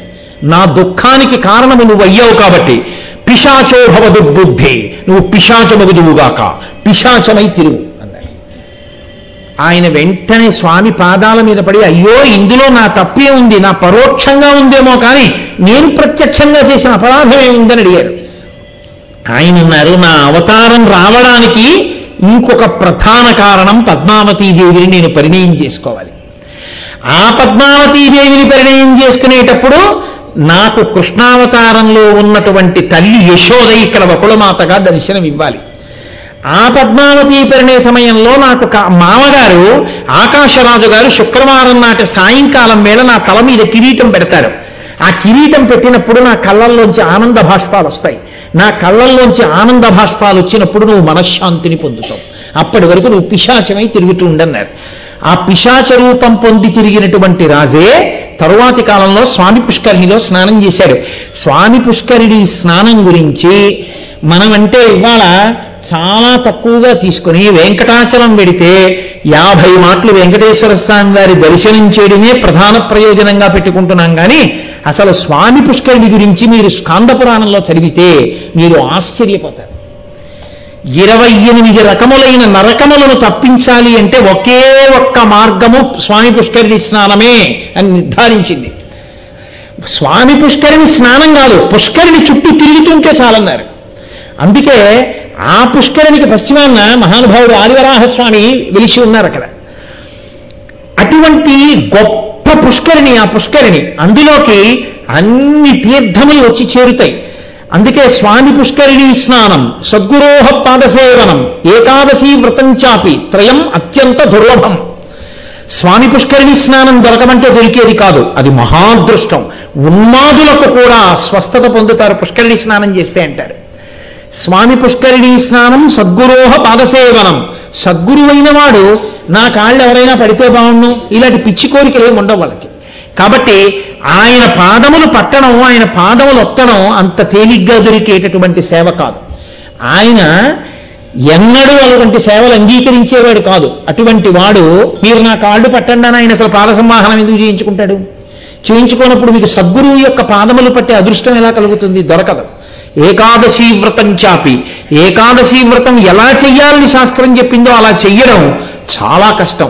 త్రయం అత్యంత దుర్లభం, చాలా కష్టం. అంత గొప్పది స్వామి పుష్కరిణి.